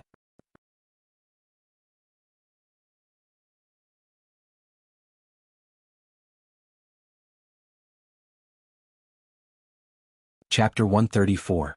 Huaqihan's words were very skillful. He had hit someone and even sent them to the hospital. Ordinary people would subconsciously side with the weaker party when they heard about it. He only said that Su Yiyan hit someone, but did not say why Su Yiyan had a conflict with Hua Xiaofeng or why she hit him. He took things out of context and vaguely implied that Su Yiyan hit Hua Xiaofeng because she was angry about being cheated on. Hua Xiaofeng was indeed wrong before, but now he had hit and scolded him. They also made him break up with that woman. If the Su family continued to pursue the matter, they would inevitably be aggressive. Su Yiyan narrowed her eyes and saw through Huaqihan's plan at a glance. She wanted to go out and expose them, but she was caught by old Master Cheng again. "Where are you going?" "Of course I'm going out to explain it to them. If I was really angry about the engagement, I would have hit Hua Xiaofeng and sent him to the hospital. Why would I wait until now?" Old Master Cheng heard some clues and his eyes darkened. However, he still did not let Su Yiyan go out. "Don't run around. It's useless for a junior like you to go out. They might even accuse you." "What?" Old Master Cheng wanted to say, "Grandpa will stand up for you." However, when he was about to say it, he remembered his daughter's instructions not long ago and had to swallow his words. Coincidentally, Qin Shueru happened to hear the noise and came down from upstairs. Old Master Cheng changed the topic. "Let your aunt help you." "Huh?" Qin Shueru looked confused. Su Yiyan suddenly reacted and said excitedly, "Aunt, do me a favor." Outside the door, Huaqihan saw that Cheng Xiuqin's and Qin Shueru's expressions were slightly relaxed. Just as he was about to say something, he saw a beautiful woman come out of the house. Qin Shueru glanced at the couple with an ice-cold expression. She quickly walked up to Cheng Xiuqin and whispered a few words into her ear. The few people present saw Cheng Xiuqin's face darken at a speed visible to the naked eye. He looked at the two of them as if he wanted to eat them alive. "Old Su, release the dogs and bite them." Although Father Su didn't know what Qin Shueru said to his wife, since she was so angry, it must be that the couple had done something to make her angry again. As a qualified wife-slave, Mr. Su believed in his wife unconditionally. He let go of the leash in his hand so that the dogs could no longer be controlled and rushed toward Huaqihan and Su Chenxi. "What are you doing? Don't come over, don't come over." The two of them were shocked, especially Mrs. Hua. Her legs were so weak that she could not run. She was dragged by Huaqihan for a few steps before she finally reacted and stumbled forward. However, how could a two-legged person outrun an experienced four-legged hound? It didn't take long for the four dogs to catch up. From afar, the screams of the two of them could be heard as they were bitten by the dogs. Ha ha ha. Although Su Yiyan couldn't see their miserable state, he could roughly imagine how miserable the two of them were when he heard the screams. He felt a burst of joy in his heart. After laughing for a while, he took the initiative to greet the hero of the day and praised sincerely, "Mom, you were really amazing just now."